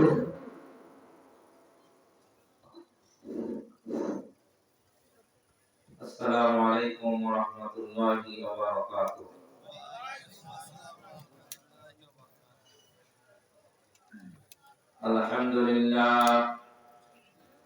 আলহামদুলিল্লাহ নাহমাদুহু ওয়া নাস্তাঈনুহু ওয়া নাস্তাগফিরুহু ওয়া নাউযু বিল্লাহি মিন শুরুরি আনফুসিনা ومن سيئات أعمالنا من يهد الله فلا مضل له